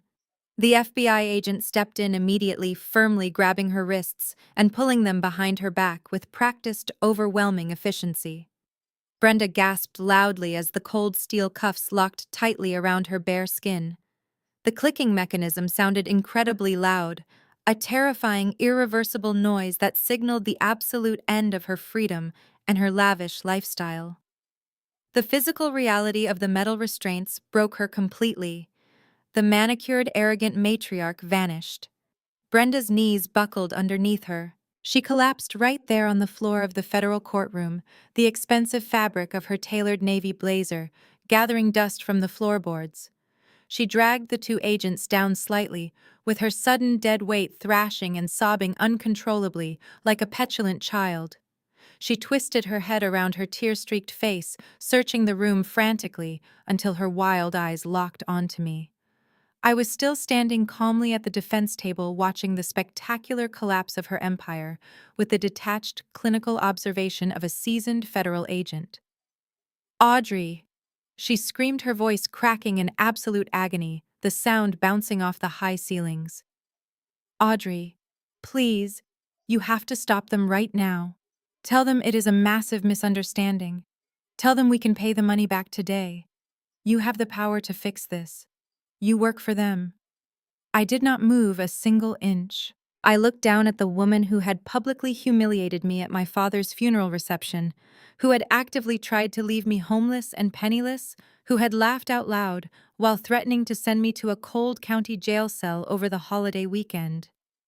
"Please," Brenda begged, her voice degrading into a pathetic, guttural wail. Her expensive mascara ran down her cheeks in thick, ugly black streaks, ruining her perfect makeup. "I am your mother. You cannot let them take your own mother away. Have some mercy on your family." The entire courtroom held its collective breath. Even the federal agents paused for a fraction of a second, waiting to see if the inherent family bond would somehow force me to intervene on her behalf. But there was no bond left to break. They had severed it permanently the exact moment they decided my father's legacy was just a bank account waiting to be drained. I looked down at her with zero emotion. My voice was calm, steady, and entirely devoid of pity when I finally delivered the final blow. "You were never a mother," I said clearly, making sure every single syllable reached her ears over her own sobbing. "You were just a liability. Enjoy federal prison." Brenda let out a devastating, breathless gasp, realizing the absolute finality of my words. There would be no rescue. There would be no second chances. The agents hauled her back to her feet, completely ignoring her frantic, continuous crying. They dragged her down the center aisle, parading her past the empty plaintiff table, past her stunned former attorney, and out toward the exit. Jason followed right behind her, his head bowed, entirely silent as he walked toward his new reality. The heavy oak doors slammed shut behind them, abruptly cutting off the sound of Brenda's hysterical screaming. The federal courtroom fell perfectly quiet once again. Justice had been served exactly as my father intended. I turned back to the defense table, snapped my briefcase shut, and walked out into the bright afternoon sun. 6 months later, the bright afternoon sun had given way to a crisp, vibrant autumn. The transition was not just seasonal. The heavy, suffocating shadow my mother and brother had cast over my entire existence had finally evaporated, replaced by the quiet, steady rhythm of absolute peace.